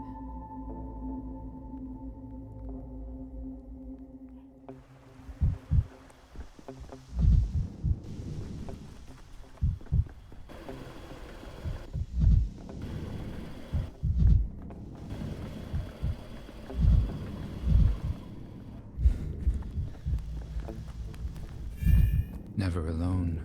Things everywhere. What, are they up here?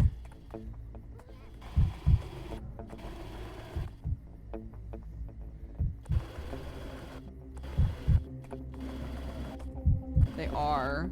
Oh God, guys, stop this. I don't like how many people are doing this shit. All these years it has been bitter, almost insulting. Why, damn it? Why did my brother survive? Why are they all alive while you... Why did you burn away in an instant? Did not survive, did not reflect in the countless facets of the focus. Save the dramatics for the theater. I was near more often than you can imagine. Do you know what's really bitter? Being with you, yet never being able to clasp your hand. Give it to me, now. Shadows, but why two? He sees us. Curious. I see you, and I hear you. A doctor from the capital. Simon had plans for him. He and Isidore Barak invited him here. They said the doctor was remarkably gifted. He's talented enough to see us, yet not tactful enough to refrain from intruding on our conversation. A wretched pairing of traits. I was told Victor Kane left with some woman. Can you describe her? I thought a shadow embodied the soul of the dead. Does that mean Victor Kane has two souls? And stubborn as a child, too. Are you certain Simon was speaking of him? He has no feel for the moment. He doesn't know when to fall silent. He tries to speak his way through obstacles and is not ready to listen. I know how to listen. I hear you evading answers. Tell him to leave. At once. I did not come back to waste time on him. Dr. Dankovsky, please leave. Believe me, when she speaks in that voice, the only sensible thing is to submit. So the bent shadow... The other shadow is Nina, and the bent shadow is Victor. Who is she? Whom are you talking about? He's still here? Some people behave as though they were raised by a burdock bush. This conversation is over. I'm only trying to help Victor to understand what happened. She won't say another word to you, Doctor, and I certainly will not contradict her. How could I, especially now when she has returned to me? Leave. You truly do not know how to listen and hear. I've quarreled with a shadow. Okay.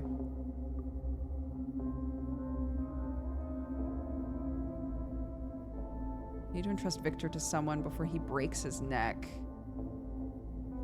But who?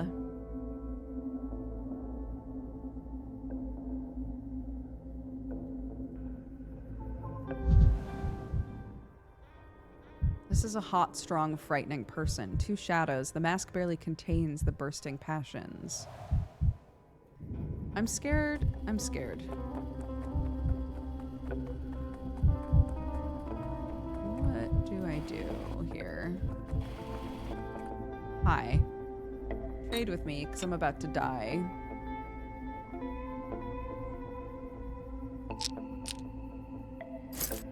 Thank you.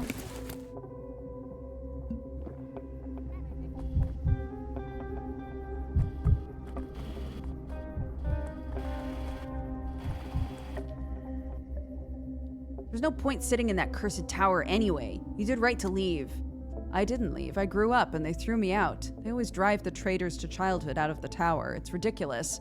As if a person could simply stop growing up by choice. So you didn't want to leave? You'd have stayed in the tower if you could? Don't ask. Don't rake at my soul. Hey guys, sorry for interfering. Doctor, there you are. I followed you so I could bring Victor back to the Crucible as soon as possible. Oh, it's the same dude. Or else report that some calamity had befallen him. It seems we've been spared. Have you found him? Is he all right? I wouldn't say he's all right. What happened? He hasn't been wounded, has he? He talks in different voices, as though he were two people. If he suffered a head injury, for example. If you keep losing him, anything might happen. He could fall down a flight of stairs, for instance. I assure you, Doctor, it won't happen again. We were frightened. We weren't afraid for Victor. We were afraid of Maria's wrath. She would be right to punish you. I leave Victor to you. I'm needed elsewhere. Don't let there be a next time. Whoa, I got a bunch of morphine? Why? Interesting. Victor will be safe, but who is so heartless as to leave the poor madman on the threshold of death? He said Nina... Misophonia Dankovsky. Oh my gosh, he said Aglaya hates him. If I recall correctly. Oh. Remarkable that some children survive at all.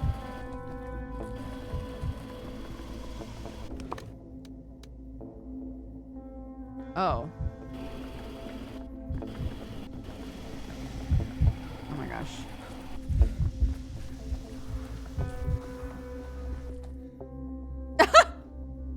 Kids, what in the world are you doing here? Trying to burn the town down? Don't interfere, old man. We're having a duel. It's a serious matter of life and death. Assume the position, jackdaw. Not the town, but I sure wouldn't mind smoking one douchebag in particular. Stay in my line of fire, Alec. Fireworks are a rather unusual choice of weapon for a duel. May I inquire what you're fighting over?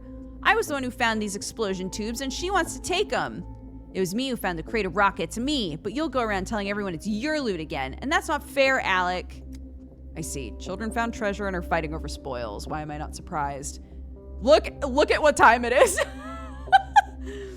Please, stop pointing the tubes at each other. You could lose an eye. I want to get him in the eye. He's always stealing stuff. It's all for our cause. These rockets aren't just for us. They're for everyone. I keep telling her we need to get them to the tower. Arm ourselves. Bring the fight to the soldiers.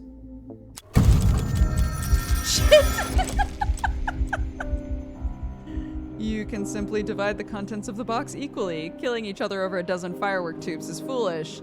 It's all for our cause. The rockets aren't just for us, they're for everyone. So that's what it is. I'm sorry, but fireworks are unlikely to make good weapons, children. The soldiers have rifles, real ones. But it says danger on the tubes. We thought that meant they were weapons. He's right, Jackdaw. These sticks are kind of stupid. They just shoot light instead of bullets. Where did you get the fireworks anyway? The theater. Where else? In a crate on the balcony. Like we'd tell you, old man, there are rockets. I found them. Me, not Alec, okay? Theater's a hospital now with plague victims. Are you completely insane sneaking around there? Has a crate of fireworks really just been lying there all this time? How did I miss it? I have an eagle eye. Nothing escapes me. Jackdaw, I found them, not you. Why'd you have to blab, idiot? He'll take the fireworks. And what are we going to use to shoot the soldiers? Please don't shoot anyone. Don't point them at soldiers under any circumstances. It'll end in disaster. You won't be able to harm them, but they will return fire. What's the frickin' use of the fireworks if they don't do harm? Doesn't it say danger? Why would they write danger on something that isn't dangerous? Fireworks are for looks. They might explode when you light them, but you're supposed to launch them into the sky during celebrations. Aw, bummer. I thought we found a weapon. Well, it was Jackdaw's find, not mine. How are we gonna fight off the soldiers now? Alec, I want to let you take this to the tower if you just admitted who got the loot right away. Why did you decide you needed weapons in the first place? Soldiers want to capture our tower. I won't let that happen. Give us a box of real guns and we won't let that happen. You could at least put on a fireworks show. Maybe that'll distract the soldiers, and me and Jackdaw got your attention, didn't we? Make sure you don't blow each other's eyes out with a firework. Or our audiences. Look, the little kids are gawking. Did you bring them here, Jackdaw? Hey, old man, our audience is upset. They won't get a show because of you. Go apologize. Well.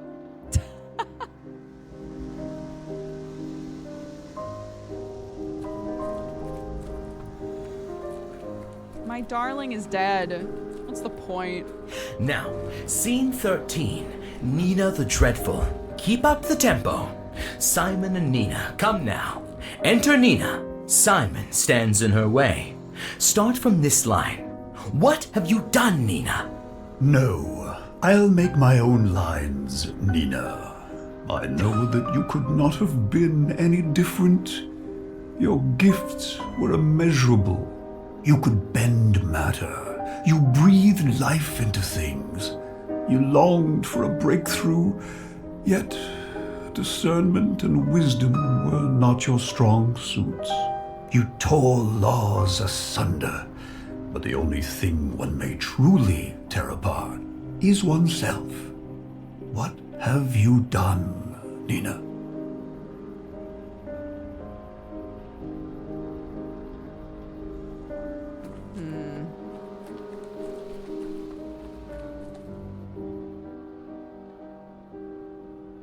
Dogheads want to drag it away and shoot soldiers.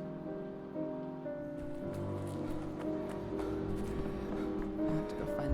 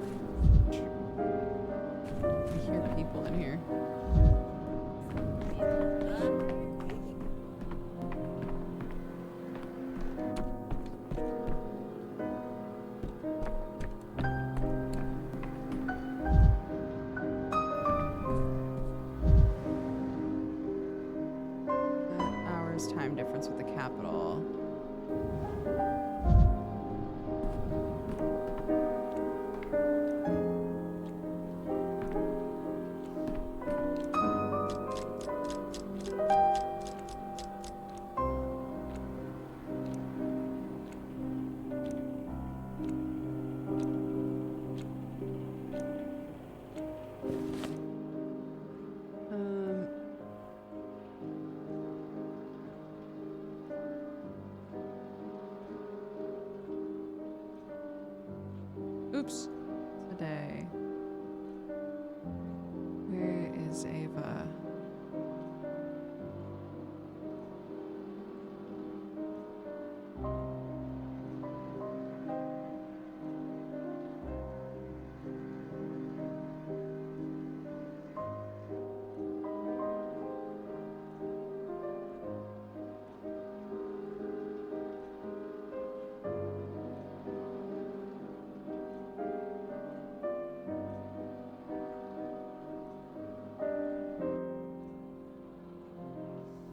I'm half expecting...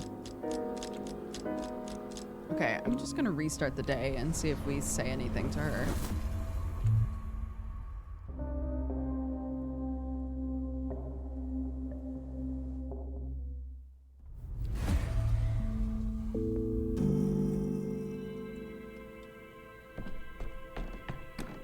Everybody move.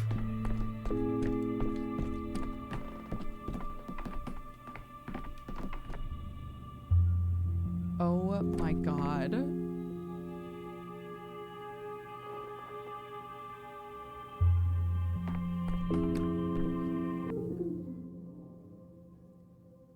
You know that to defeat your enemy, you must look him in the face, right? Lift your visor and look him straight in the eye if you're a knight. This is what Simon told Ava, and she listened. She did not doubt a single word. I heard these words from her. Poor Ava, her romantic guest destined to take the one step that transcends everything, was too hesitant. She decided to set an example. Should have done something. What is it? She climbed high, not on the polyhedron. She thought it inappropriate because the polyhedron was not created for her. She climbed high on the cathedral, which stood forgotten, and stepped into the embrace of the wind. Please no. Have you not figured out yet? She's not like everyone else. She's not a thread in the tapestry of events. She is the axis that binds them. You got used to shuffling around cause and effect, but it doesn't work with her. Are you saying I can't save her by changing the events of the past? What if I said yes? What if you found out you had no power over Ava? What would you do? It has nothing to do with power. If she takes the leap on my account, it's my duty to prevent it. I'll find a way to save her. I want her to be alive. She may hate me, drive me away, slap my face, but let her be alive. If there's a way to save Ava, you shouldn't be looking for it in the past. You cannot simply rewrite her actions. You'll have to experience them, witness them. Then I'll relive day 10.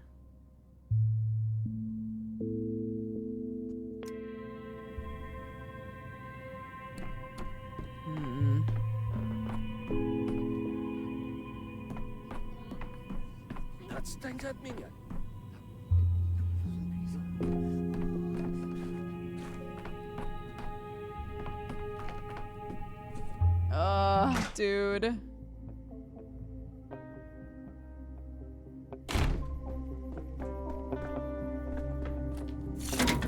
The town dribbles. Yeah, she's always talked to us that way.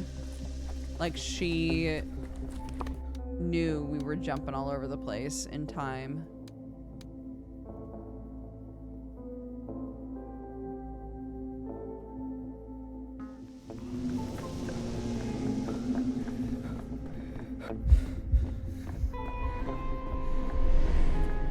What do I do to save you? It's already there. What's happened? Don't move the body. The orderlies will take it away. I don't want to. So fragile, almost transparent, but she hardly broke at all. So it's impossible to change Ava's mind from the past. There must have been some clue. Yesterday or the day before, I'll find it.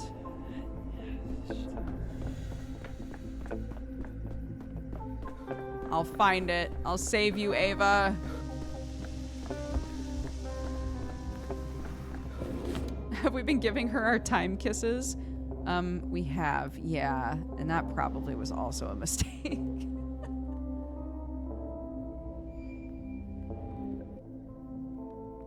I think the game is purposefully set up to make it so you're not sure. Like, the longer you play, you're really not sure if you're actually time traveling. Because when it was like kind of early on in the game, I was like, well, within the kind of, you know, strange mysticism of the game, it's shown as time traveling, but we know that we're telling this story to an inspector, and he's acknowledged that we keep jumping around. So like clearly we didn't travel in time. We've just you know, this is just how we're telling the story, is we're going back and like adjusting details. But the longer you play, the more you're like, but also I think we are traveling in time. Vibrant. Everything's so vibrant. Everything's so vibrant. Over here, I think. That's where the kids are.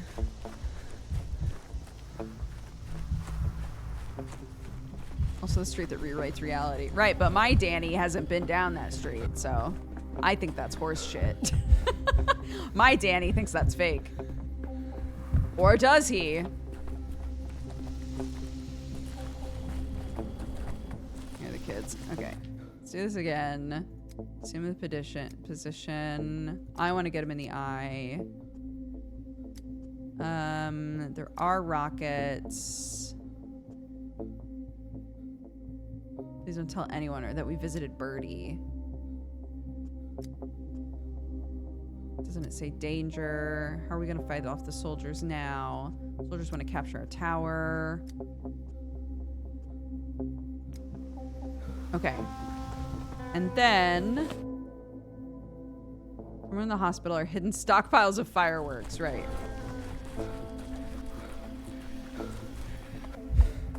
My Danny works for Nintendo. My Danny can lift a whole truck, a semi-truck even.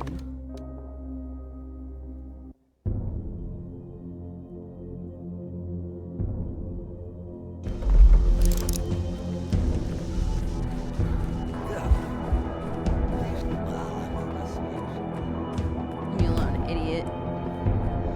Hey. Leave me alone. They start running at you so fast.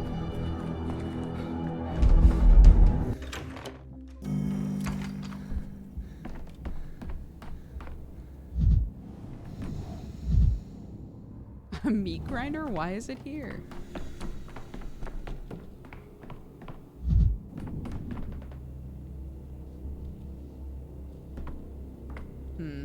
Okay.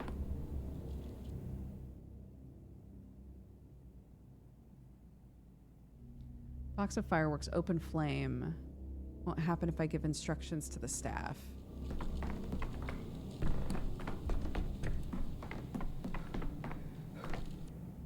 I hear some crows have built a nest on the roof. A bad omen. Crows aren't our big problem right now. There's a crate marked explosive danger on the second floor right next to a lamp. Were you aware of that? Oh, that one. I thought it was yours. Never looked inside. Figured it was nitroglycerin for treating high blood pressure. The usual. It's full of fireworks. Move them away from the fire. The last thing we need is to burn down the building. I love fireworks. It would be great to have a fireworks display in town. Gunpowder's excellent for disinfecting the air. I knew it! I was like, is that going to be a new decree? That's pretty funny.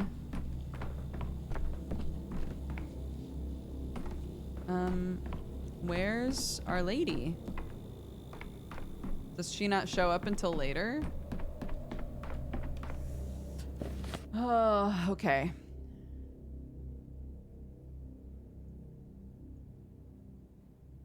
Man, I haven't seen Barack in days. I have priorities.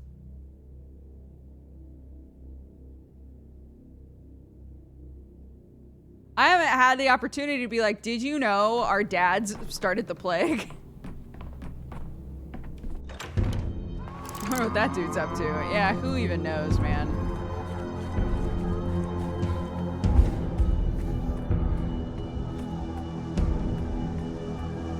The orderlies look friendly and inviting. Yeah, they're good dudes.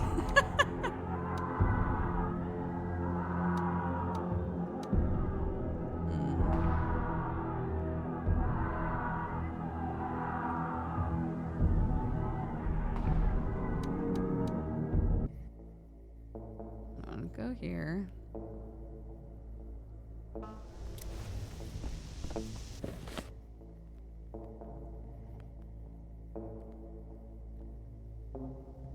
Ava is dead in the past.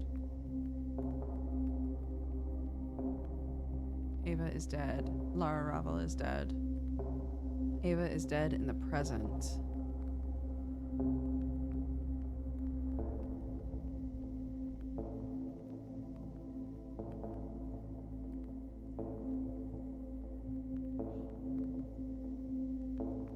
No, I'm saying, okay. Like, how far back in the past are we talking?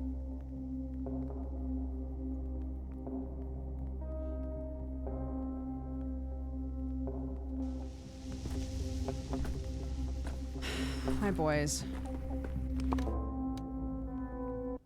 Okay.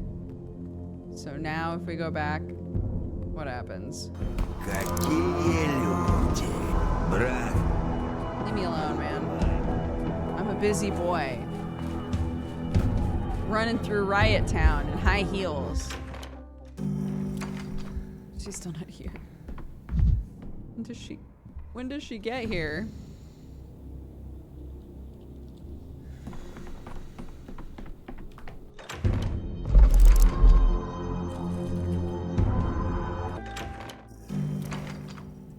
Okay, clearly not at 1 o'clock.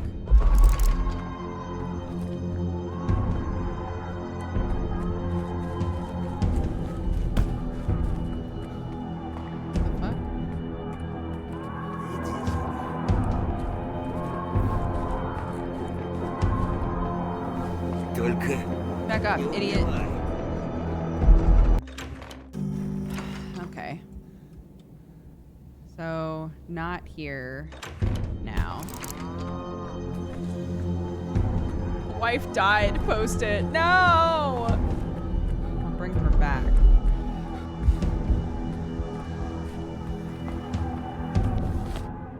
I'll bring her back. I love her.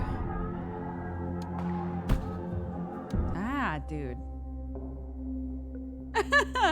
That's my slippery boy. As if things are animated.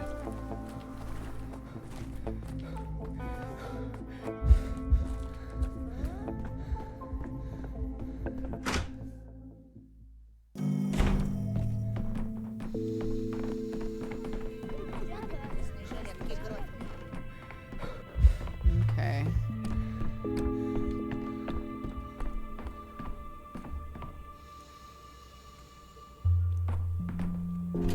What do the fireworks do for us? That's contagion, I'm pretty sure. That's contagion. What do the fireworks do? -70 unrest. But they don't actually help the contagion.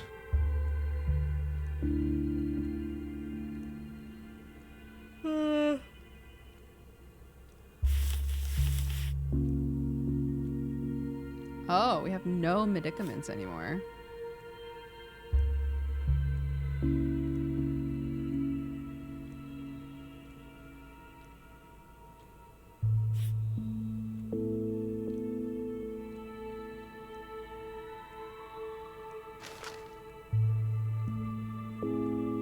That's not good, is it?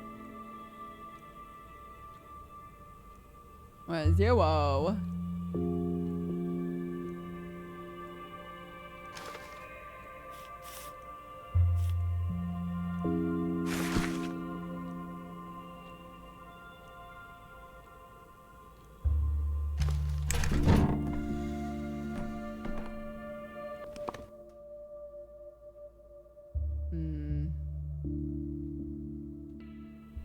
This might have to, that might have to.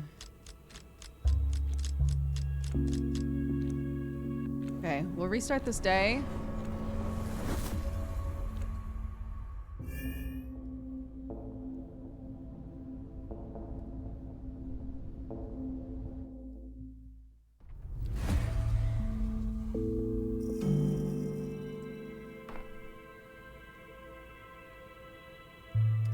I think that's going to be it for us today.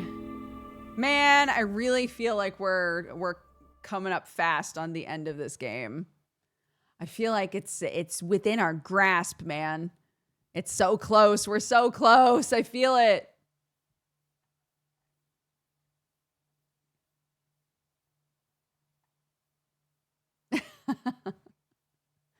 It's been so fun, though. I'm glad that we've stuck it out. I'm glad we've stuck through it. Let's read off our activity feed, and then I will send you somewhere else. Tatters, thank you for the 76 months. Mika Muka for the 124. Crazy. Thank you so much. Bad Luck Bird Watching, thank you for the 51. And Josharad, thank you for subscribing. Welcome to the Cat Gang. The day one shenanigans at the start had me so locked in. Me too. But now we have a wife to save. The stakes are even higher than ever before. Yeah, we can go raid Little Simsy. Is Little Simsy streaming right now? Let's double check.